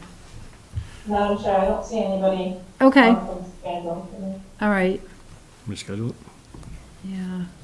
Yeah, we can do that. They actually are, they have a meeting coming up this Thursday, I believe, so I can circle back with Erin on this. It was, one of their initiatives was to discuss recycling improvements at the transfer station. So I had sent her some information already about, because we've already been recognized as a town with respect to recycling initiatives at the transfer station. I know that Chris Stoddard's done a lot of work on that, so I've been trying to connect Chris Stoddard with the Sustainability Committee. I actually sent him a message to see if he was available to go, attend their meeting on Thursday, which is on their agenda for their meeting on Thursday, so I can follow up with both of them on that.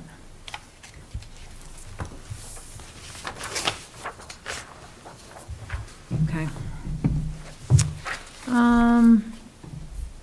All right, so we're on to item number 9. Select Board discussion about town administrator expectations and approval of the final motions and amendments for the special town meeting articles, assignment of articles. So, as you know, the board is aware, we're in the process of selecting a new town administrator, and I thought as a board it would be helpful if we just had a discussion about certain expectations beyond or within the scope of the job description already for that position. So I didn't know if any board members had time to think about that or had any input that they wanted to offer or provide. I went back through and just looked at the job description, just to make sure that we have a clear understanding. But as far as expectations, I mean, are we looking as broad as communications, or are we looking handling of meetings? What level of detail do we want to get into? I don't know. So I think if we more clearly define kind of, I mean, expectations, I think each one of us is going to have similar expectations. Right. But there are going to be some, some of us might prefer to have communication via text or email, and others might want a phone call, or I don't know how granular we want to get, but as an overriding expectation, I think that we want to make sure that the town administrator is performing the duties that are assigned within the job description. Right. And that basically offering guidance to this board and I hate to say this out loud, but keep us out of trouble. Just make sure that we're Keep us on task. yeah, we're in our lane, so, Right. but also, we want to make sure that whoever the town administrator is stays in their lane as well. Right. And there's going to be some level of, it's Littleton, so there's going to be some level of us knowing any number of employees within the town, any number of residents within the town.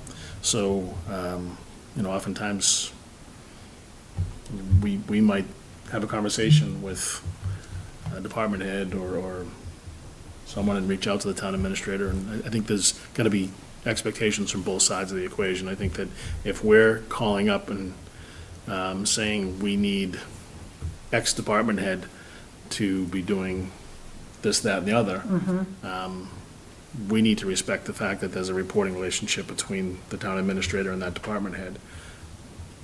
And they've got to kind of figure out that delicate balance of our relationships as well. So Right.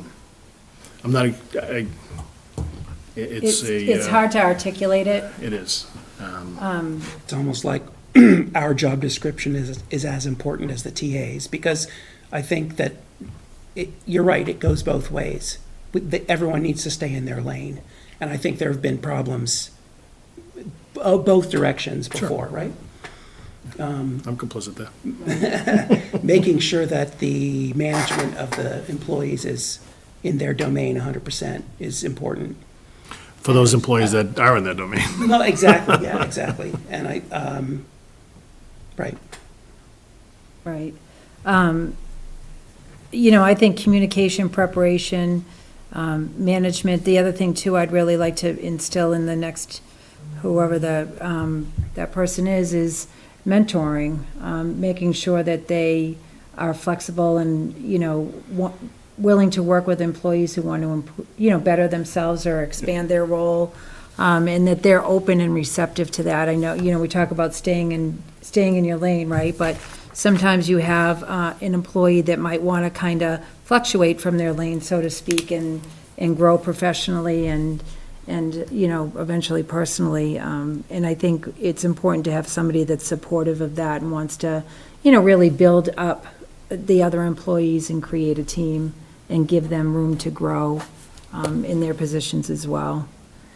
So, but certainly communication is another important factor. I think for me, that's really where it all starts, is communication. And then just to kind of piggyback on what you were just saying, employee development and succession planning is huge. What they call it, mentoring, employee development, training, Right. development, whatever it happens to be. I think that is important. And a good leader is someone that is preparing for other people to do their role and to take over their responsibilities. So, Yep. so almost like the goals assignment. I don't think this is, kind of a 20-minute agenda item where we can just kind of whack off, this is what our Right. expectations are. And I think it needs to kind of evolve, and then we sort of need to gain some consensus amongst ourselves and make sure that we are all on the same page. Right. With, there's some margins there, but for the most part, we all need to be on the same page Right. and understand what our roles are and help the town administrator understand what their role is and, again, what our expectations are. So I think. If there's any difficulty at all as far as between the board and whoever the TA is, you mentioned staying in lanes. It's hard to define what those lanes are sometimes, and I think that's, besides communications, I think that's where some of the conflict can come from, that we've seen. I've been on the board long enough that I saw it a long time ago. Sure. And there was a problem there that where people were jumping, what you call lane, out of a lane and going out and doing something that wasn't the board's job to do, and just the opposite. So we have to set down expectations of what we should be doing and what the employees should be doing, what we're in charge of and what they're in charge of. If we can set those down, then I think it alleviates some of those problems. But I think that's where it comes. Suddenly, someone on the board is going directly to somebody that should be going through the town administrator. Then the town administrator doesn't know what's going on, or it could be the other way around. So I mean, there's some clarification that has to be made when this new person comes on, so we're, like you said, on the same page. So Right. that lane thing is a. Yeah, it's true. It is. It could probably be a little too black and white. I think empowerment's important. We don't want to squelch somebody and let them not feel as though they can interact with. We have purview over the police chief and the fire chief. But on a day-to-day basis, there's a lot of interaction between the town administrator and the chiefs. And if something has to happen, we want, when possible, at least the chair should be communicated with by the TA. And if it's any situation or whatever it happens to be, but we want them to feel confident to make a decision if they need to make a decision. Right. To be empowered to make that decision and not fear that we're gonna cut them out at the knees. Right. If they make that decision. I mean, obviously, if it becomes habitual and it's ill-timed or, that it's not done responsibly, then that's something that's our responsibility to reel that in and again, set those expectations and make sure that there's a good understanding and mutual respect. But Mr. Glavy, did you have anything you wanted to surprised add? he's been quiet this long. I know. I think that we've got this is a great opportunity, and obviously without any specific proposals on the table tonight, we're not likely to finish it, but I think, as we conduct interviews with the TA candidates over the next week or so and decide on that process, we should talk openly about any changes in the structure, whether it's the job description, whether it's something that might need to be addressed at a later date with bylaws or just practice. But we spent a good portion of the past couple of years cleaning up a couple of messes. I credit the board collectively for stepping up to that. But those are both areas where we thought, in the couple of finance directors ago, the finance department and then the building department too, where we thought oversight existed, and we get burned as a result of that, and I think we were behooved to have more of a oversight there, and I don't think that needs to take any form of getting involved in day-to-day operations. We certainly don't do that with either the police or fire departments, and I think those are the best models. Those department heads know that they're important. They're hired by the board. They're reviewed by the board. They come to the board for policy reasons, and they run the departments on their own. And they have their administrative interaction with the administrator's office. And it seems to work seamlessly.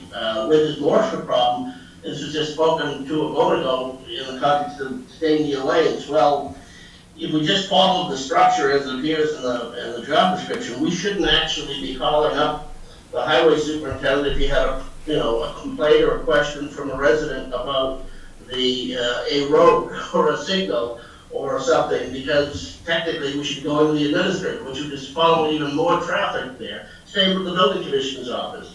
But if you have a question about land use issues, but all that does is create a bottleneck of more stuff going through the town administrator's office, when we just had a town administrator leave who, on frequent occasions, said, you know, I get too much on my plate, I'm drowning, and yet we have too many departments, I say, answering to that office that don't need to, and creates, you know, too many layers between us and the activity on the ground that affects the citizens.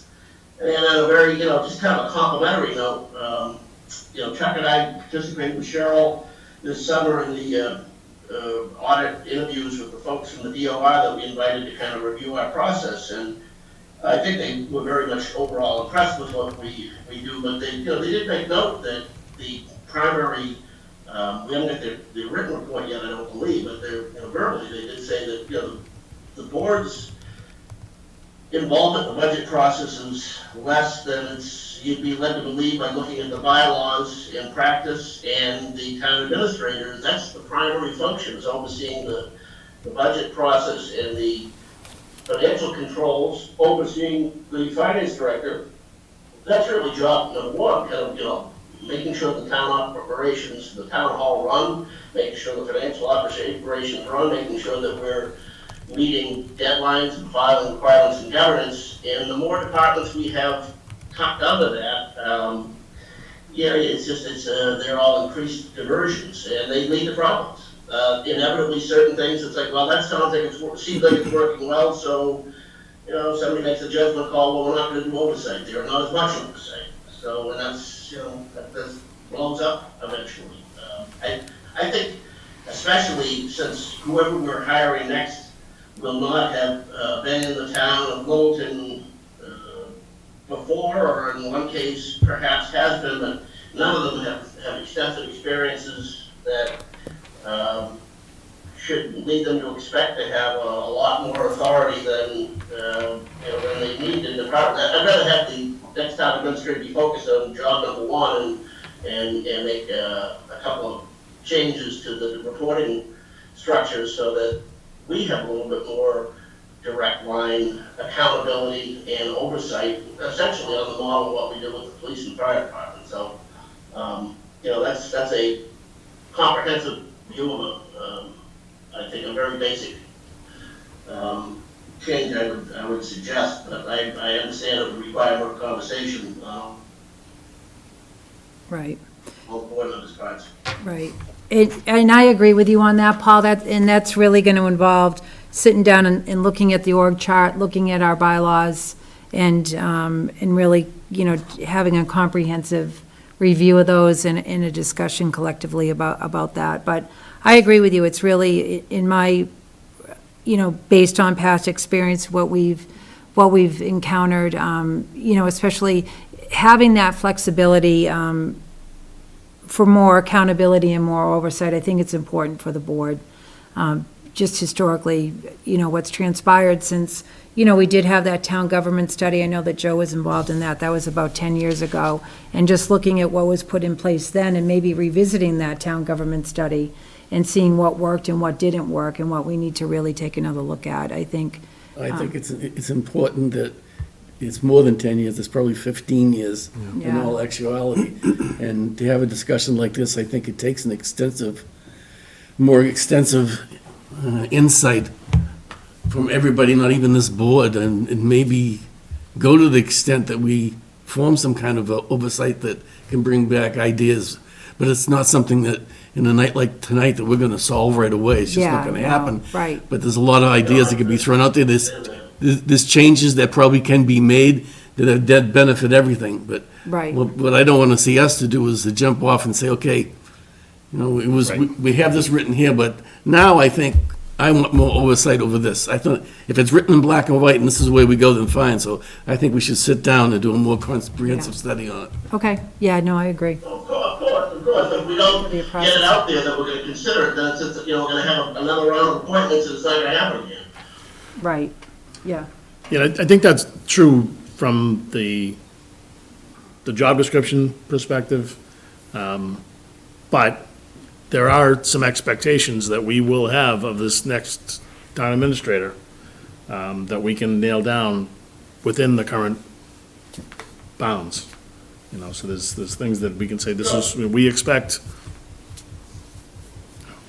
a certain level of communication. We expect that you're going to be the liaison between boards and committees in this board, because it's the way it's written as a job description. Those are responsibilities of the town administrator. So, and we are a very active board. We attend a lot of stuff, and we're involved in a lot of stuff. But some of that stuff, we need to kind of identify those areas where the town administrator should have some involvement. Bring that back to us. I agree. I appreciate you bringing that up, Chuck. Jeremy, don't mind jumping into. Yeah, as much as my focus, what I was just expounding on was about changes. But you're right. In the exact language as it's written now, we really haven't enforced or haven't seen delivery on some of the expectations that are spoken to right in the existing language. So there's a couple of things to consider, both how we apply the current job description and then how we might want to consider changing it. And I just think we need to be, keep that current ongoing discussion and find some form that we might want to formalize a review of it. And I just think whoever we end up hiring, we kind of have to be honest about that up front too, that we're looking at these things. Right, yeah. So I have two comments. One is, when you talk about the fire and the police department, I feel like they're doing a great job of telling us what we need to know, and we're not involved except for policy. It feels like that's the model of what should happen with departments to me. The other thing is like sort of a question I'm going to pose to the rest of the board, which I don't think we can answer tonight, but given the substantial number of fairly new senior level people we have in town government, to what degree do we want to empower or even encourage changes? I understand that we're not going to upend the boat and capsize it, but to what degree do we want to tell them, like, we want you to investigate this process or this department or this, yeah. I think that's something that we really need to bring in someone from the outside to do. Like, to review like policies, like HR, for example. Yeah, that's a great example. Yeah, exactly. And we talked about the personnel policies, but I think that's really bringing in a consultant from the outside of the Collins Center or some other person, a fresh set of eyes with a lot more resources and depth of those topics than we have internally, and have them take a look at that. To me, it would be the best approach for that, but certainly something that needs to be done. I agree 100%. So, and they would work with those department heads too. They'll probably have good ideas. Yeah, exactly. The department heads, I mean. Yeah, exactly. It would have to be a collaboration. Yep. Okay. So, good starter discussion, right? It's just bringing back memories. I can actually talk about one right now. I worked in that committee for a year plus, and during that time, we'd report to the Board of Selectmen. At that time, I think Paul might have even been on. Tim Goddard and I created that committee, Joe. We dragged you out of retirement. That's true. But I remember us coming in and giving one of our first explanations to the board, and there was one member of the board, I won't mention, the whiteboard was right there. The person got up there, he had circles drawn, and he had this going on over here, and arrows going in 5 different directions, and this is after like 4 or 5 months of work. And I remember our committee going outside into the multi-purpose room going, what did we get into? It seemed like everything we had done right there was going by. I think Paul knows what I'm talking about. Well, just as long as you confirm that wasn't me. It wasn't you, Paul. I won't name names. It wasn't Paul. So there's a lighter side. Yeah, no, it's definitely a in-depth task, that's for sure. So, all right, so we'll revisit that, certainly. Yeah. But just a good starting point to have that discussion. Okay, Mr. Hope they have a big plate, because there's going to be a lot on it. Right. Okay, so, Mr. Layden, we are on to approval of final motions and amendments for special town meeting articles, assignment of articles. Sure. Thank you, Madam Chair. So, in the board's packet that was available on Friday, there was an initial draft for the motions, and specifically for Articles 12 and 13.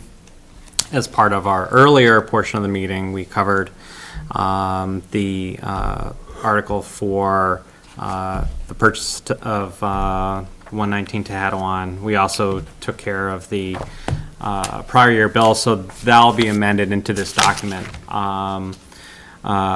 We also then, for the public hearing for layout, also voted to recommend approval.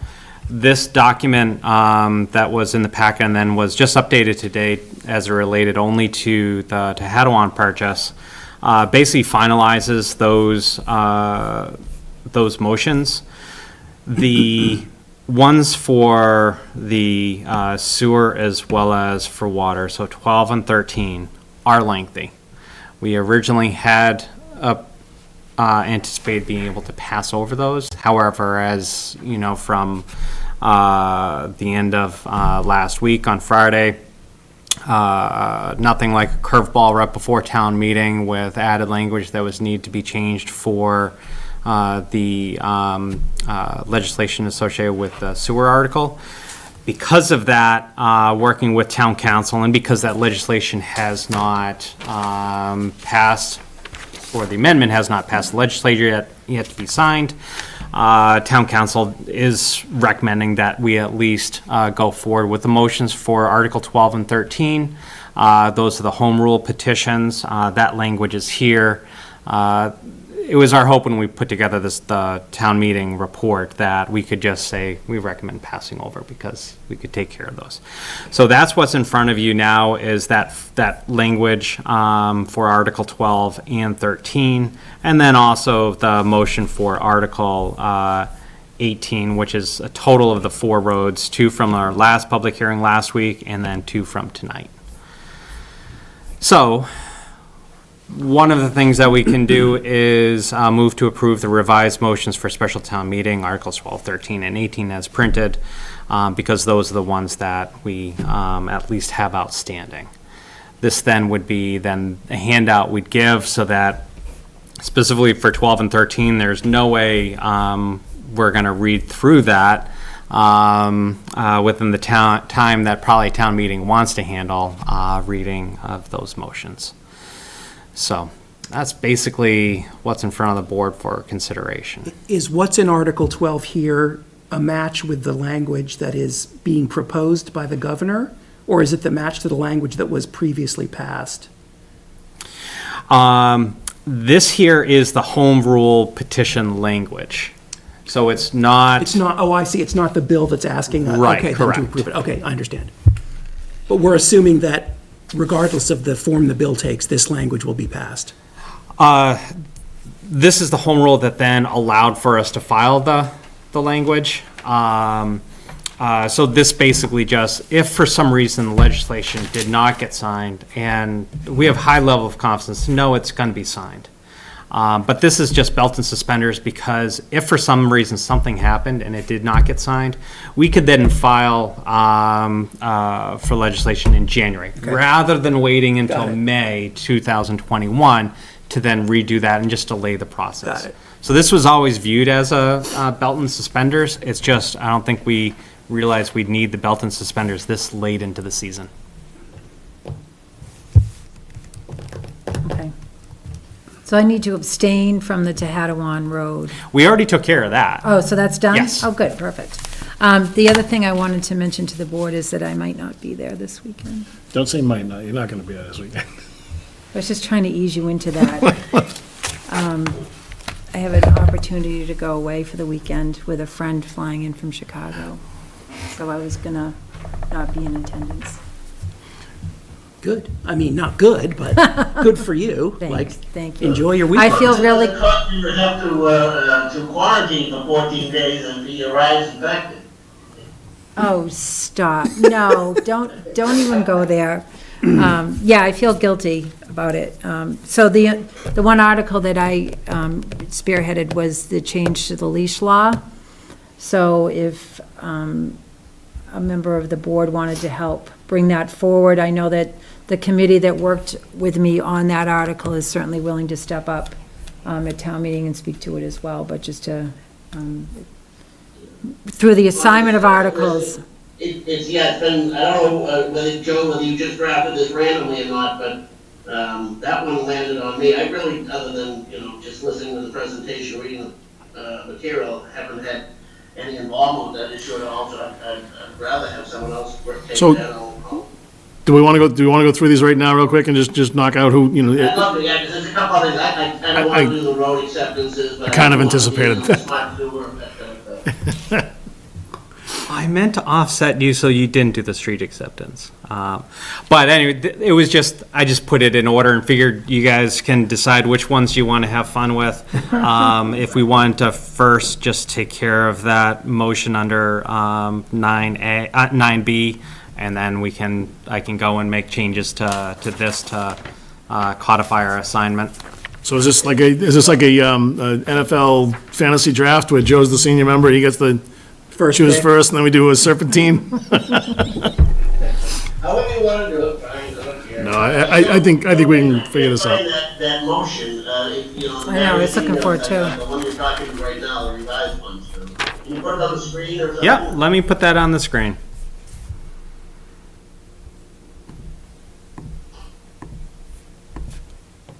Was it 12, 13, 18?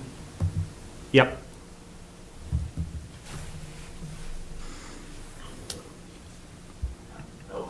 Madam Chair, are we ready for that motion now? Please. You want that, so you can Yep, move on to the assignment articles after? please.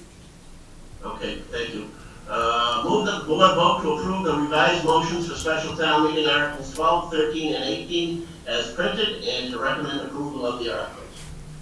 Second. Motion's been made and seconded. Any further discussion? All those in favor, Mr. Knox? Aye. Mr. DeCoste? Aye. Mr. Nordhaus? Yes. Mr. Glavy? Yes. And Cindy Napoli is yes. This motion is approved as written. I'll take the dog leash law, Paul, if you don't want it. Oh, stepping up, Matthew, I love that. People come out of the woodwork, by the way, on dog issues, you're gonna find that out. I have dogs and, yeah, I'm on it. Paul, how are you, so right now you've got the CPC 119 Tehadawon personnel bylaw. And the road Class and The comp. road acceptances, which I'd also like to give away, and I'm happy to take anything else that wants to give me. Joe, what about you? I'm sorry, I'm driving the bus here.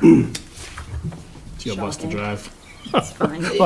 You're abandoning us, so I figured somebody's gonna step up. The sewer probably ought to be Chuck and I anyway, and I don't, if you want to take the lead in that, Chuck, I'll be happy to stand next to you, because I've had more of a longer involvement with the details, but I'm happy to be your co-pilot. I'll take the road acceptance, and if someone, I have 3 other ones there that have to do with the water and smart sewer, so I figure they're gonna be talking about it more than I would even be.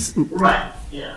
So Joe, why don't you take 1, 2, and 3, that usually do the bills of prior years and, right? Okay. And I'll just swap you and I for 10, 11, 12. All right. Joe, you got that? I'm just coming through and then doing Yeah, that. then you have a whole run of them together there, Chuck, right? Yeah, thanks, Paul. Okay, so Late early. so basically, probably got these all opposite what they should have been. So I have 1, 2, and 3 being Joe. Yeah. Is it okay 4, 5, 6 still being Matthew? Yep. You good with it? Yeah. Then we have 7 CPC, 8 Tehadawon, and 9 personnel being Paul. That makes sense. Is personnel better to be you, Joe, or No, Paul. Paul's there now? Paul, you're there now, I'm sorry, that's right, I'm sorry. Happy to give it up, but. So 10, 11, 12, 13, 14, I guess. Or me. So that's 1, 2, 3, 4, 5 in a row? Sure. Okay. Then we have. Paul just said he's gonna be right next to me, so.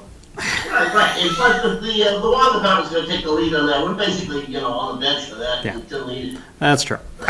I will say on 8, Paul, on the 119 acquisition, Yes. um, I am planning to speak to that. Yeah. right, I figured so much, but I'll be next to you on that because if you recall, I was basically said unless we can find some way to pay for this other than the taxpayers paying for it. So I'm happy to report that we did. Welcome your input, yeah, we can work on Yeah. that, Chuck, that's great, yeah. So, and I think I think there's probably a lot of other people that kind of felt the same way, like, what else are we spending money on type of thing. That's, let's find some other ways to do it. And, I appreciate everybody, you and Chase especially, Paul, for digging in on that, and, certainly the help of Amy and Maren and any number of people that helped us get that. Joe, I think you were involved in that as well, yeah. I threw it in there. Yeah, well, we can do a joint, we can do a kumbaya session if you want there, Chuck. Works. Perfect. So then we're coming into 1516 ambulance and 5G. And dog leash is me. Okay. And then rounding out special town meeting, road acceptance donation, and donation, Joe. Fine. 18, 19, Okay. 20. So you got the first 3, the last 3? Yeah. Nice. Kind of like an Oreo. Okay, I got those down. Awesome. We don't need a motion on that, do we? I don't think so, Madam. There is one in there, but Is it? Do we usually vote on that? I have no idea what you. no, I don't think we have. Just consensus. There we go. Cool. Enjoy your time. Okay. We'll be thinking of you. Next town meeting. I'll be thinking of you. She'll be live streaming it. When we sit down in May, I'm gonna start getting texts. Cindy? It's gonna be like 10 in a row. That's right. Payback. Appreciate it. Thank you for accommodating me. Okay, so now we are on to item number 10, Crosstown Connect Town Administrator update. So wanted to give the board an update, but then also that update involves approval of an amended IMA. So just like town government, Crosstown Connect has been impacted by COVID. There's been a significant drop off as far as use and also some of the revenue that's coming in. Last week, last Wednesday, had a meeting with the governing board. The municipalities are essentially the governing board, and the IMA was set to expire on October 16th. However, because of the need to change the current year, rather than going into a new IMA, the towns that were involved basically identified that we need to sit down and take a closer look to see how things are running, some of the staffing levels, some of the revenue that's coming in, and they voted to extend the IMA just through June 30th to give them time to really take a closer look and see whether the needs are being met. They were faced with about a $57,000 deficit this year. So that's what resulted in some immediate cuts to this current budget that goes through June 30th. And then realistically, revenues are not going to tick back up in a fashion looking at July 1st, 2021. Acton has basically been floating the bill. So when there's been a deficit, and there was a slight deficit last year, they basically just ate it, and it was about $26,000. So they wanted to really take a closer look. This approval of the amended IMA is just to extend the current IMA through to June 30th. Just so folks at home know, IMA is intermunicipal agreement. Correct. It's agreement between Acton, Concord, Littleton, Maynard, Sudbury, and Westford. So we're the towns that are part of this intermunicipal agreement. There are corporate sponsors that then are also involved, but this is essentially run by the towns. And specifically the town of Acton also is the lead town for this intermunicipal agreement. Okay. So it'd be, my recommendation to join the other towns and just extending it through June 30th. Over the next couple of months, they plan on meeting so that we can get a better hold as far as what changes need to be made and also what are some of the demands that we're seeing to sort of be a little bit more reactive to not only the economic change that has happened as a result of COVID, but also some of the financial pressures the towns are under. Okay. How is this group going to deal with this year's deficit, the 50,000? By cutting staffing costs. So specifically, the executive director that also did some work as far as logistics and coordinating rides is basically being taken off. It's going to be just with dispatch and some call assistance. So they've basically taken that $50,000 and just taken out of the executive director. That was basically around $80,000 a year. So they're replacing it with someone that will be an interim for about half that amount to allow them to then look at how they're doing the organization. Things are coming up as far as, do we reevaluate where we're renting? Where the rent is compensated by one of the corporate sponsors, but we're paying for electricity and some of these other assumptions that have been ongoing that have just led to a creep.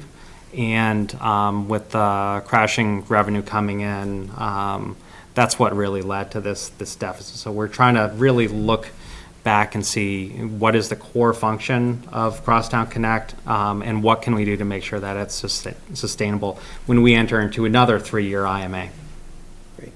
Thank you. Okay. Any other questions from the board?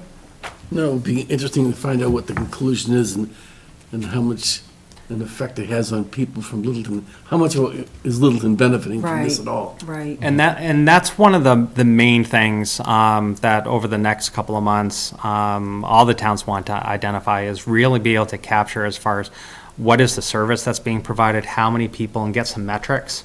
That's something that really wasn't available in our last meeting with them as far as like, here's for each town the number of people and to sort of quantify it. But everyone recognized that, this is a award-winning program. COVID really had an impact, and that drives ridership. You're coming from employees that then have people that are working from home, so you don't have that demand anymore.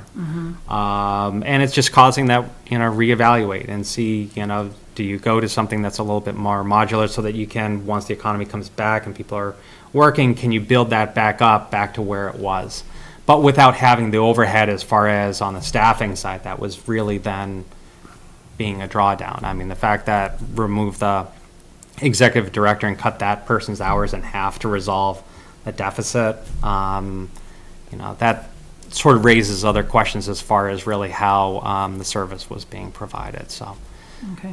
That's something that the board is going to see a lot more of that over the next couple of months as some of the analysis and information looking to see what for the next fiscal year things are going to look like, because that needs to be worked on come December for actually the FY22.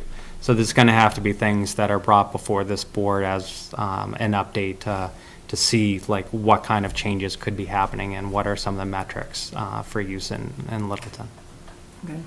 And I'm assuming that you guys are collaborating with whether it be Lowell Region, LRTA, or some of the other MART-like entities that are out there. Yeah, and that's one of those things that I'm bringing myself up to speed on next week. Ashley and I have a meeting with MART to get a better understanding as far as the transportation services that they provide. So there's some form of overlap between the two.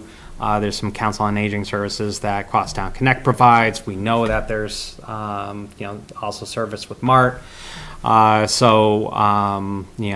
and I are being brought up to speed meeting with Mart to get a better understanding, because that's also, as we go into FY '22, preparing our own town budget, that's something that we need to have an understanding on.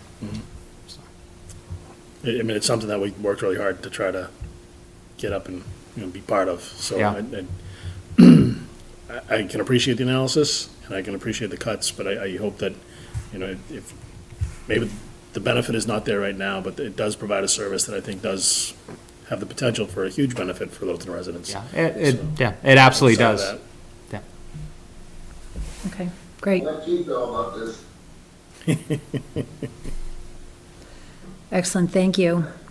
Mr. Layden? Ready for a motion, Madam Chair? Oh, I'm sorry. No, please. Okay. Move that the select board vote to authorize the interim town administrator to sign the amendment to the intermunicipal agreement between the town of Acton, town of Concord, town of Littleton, town of Maynard, town of Sudbury, and the town of Westford, which extends the IMA dated July 1st, 2017 through June 30th, 2021. Second. Motion's been made and seconded. Any further discussion? All those in favor, Mr. Knox? Aye. Mr. DeCoste? Aye. Mr. Nordhaus? Yes. Mr. Glavy? Yes. And Cindy Napoli is yes, and the motion is approved as written. We are now on to item 10B. Mr. Layden? Thanks. As the board knows, on Friday, received communication from the governor's office regarding some language that DP wanted to see in the legislation for for 865. This is the act establishing the Littleton Common Sewer District in the town of Littleton. Nothing like last minute excitement, not only on a Friday, but before a special town meeting. Had a number of phone calls with the governor's office. What they had identified as what they thought pretty straightforward and really not all that complicated language, basically just to provide for an exemption for some DEP and wetland regulations and laws. They sent that in the form of a letter, distributed that to the board on Friday, also sent that to town council. Town council had chimed back, doesn't have any opposition as far as the language. It looks fairly straightforward. Talking to General Manager Littleton Electric, Light and Water, Nick Lawler supported that change as well. So the next step is really to have the board vote to approve the amended language. Just like in all the other instances, it seems like we've had a lot this year where we're drafting a letter last minute. I'll prepare a letter. I've already been on the phone with Representative Vasiero's office as far as making sure that we get that letter to them to make sure that that's moving forward. Had also given the town clerk a heads up that we'll have this letter. She needs to stamp it, and we'll coordinate another exchange like we did a couple months ago. So. Okay, great. Any questions or comments from the board about that? Right, pretty straightforward. Do we have a motion? Yep, I've got one printed here. Move that the board vote to approve the amended language for H 4865 by inserting after the phrase, notwithstanding any general or special law to the contrary, and quote, in the first sentence of section 1 of the bill, the following phrase, quote, but subject to sections 26 through 53, inclusive of chapter 21 of the general laws and section 40 of chapter 131 of the general laws, end quote, as requested in the letter dated October 9th, 2020 from Governor Charles Baker. Second. Motion's been made and seconded. Any further discussion? All those in favor, Mr. Knox? Aye. Mr. Nordhaus? Yes. Mr. DeCoste? Keeping us guessing, huh? I know, Aye. right? Mr. Glavy? Aye. And Cindy Napoli is aye, so the motion is approved as written. And now we are on to general updates. Okay.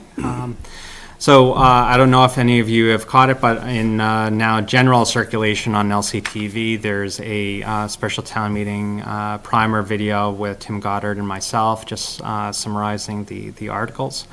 Also regarding special town meeting on a staff level, as well as with the town moderator, we are talking about this weekend's pending forecast.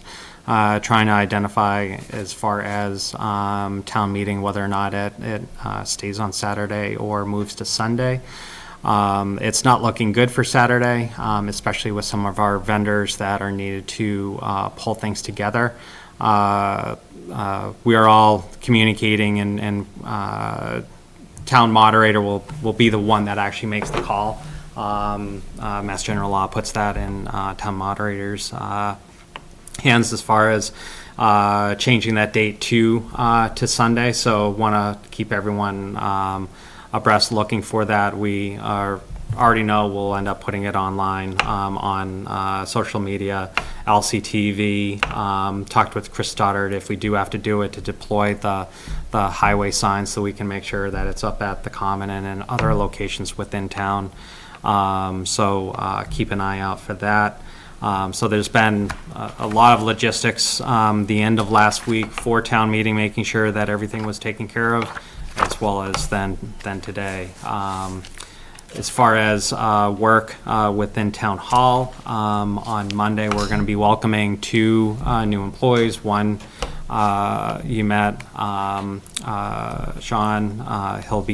He's the town treasurer. He's going to be starting on Monday, and then we have Anna who will be starting as the assistant town treasurer on Monday as well. So these are 2 key employees that, along with Bridget in HR, are really going to be of such value as far as taking the place of Ann and Steve, and them coming on board gives a couple weeks of cross training and introduction to the town. So look forward to seeing them come on board starting on Monday.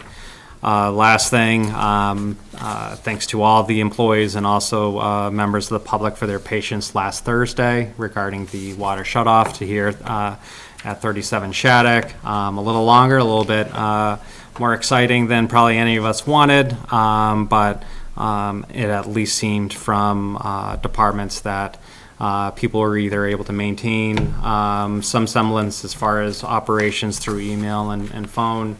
I myself got to spend all afternoon at the fire station working, so thank you for everyone's patience and dealing with that. Great. Thank you.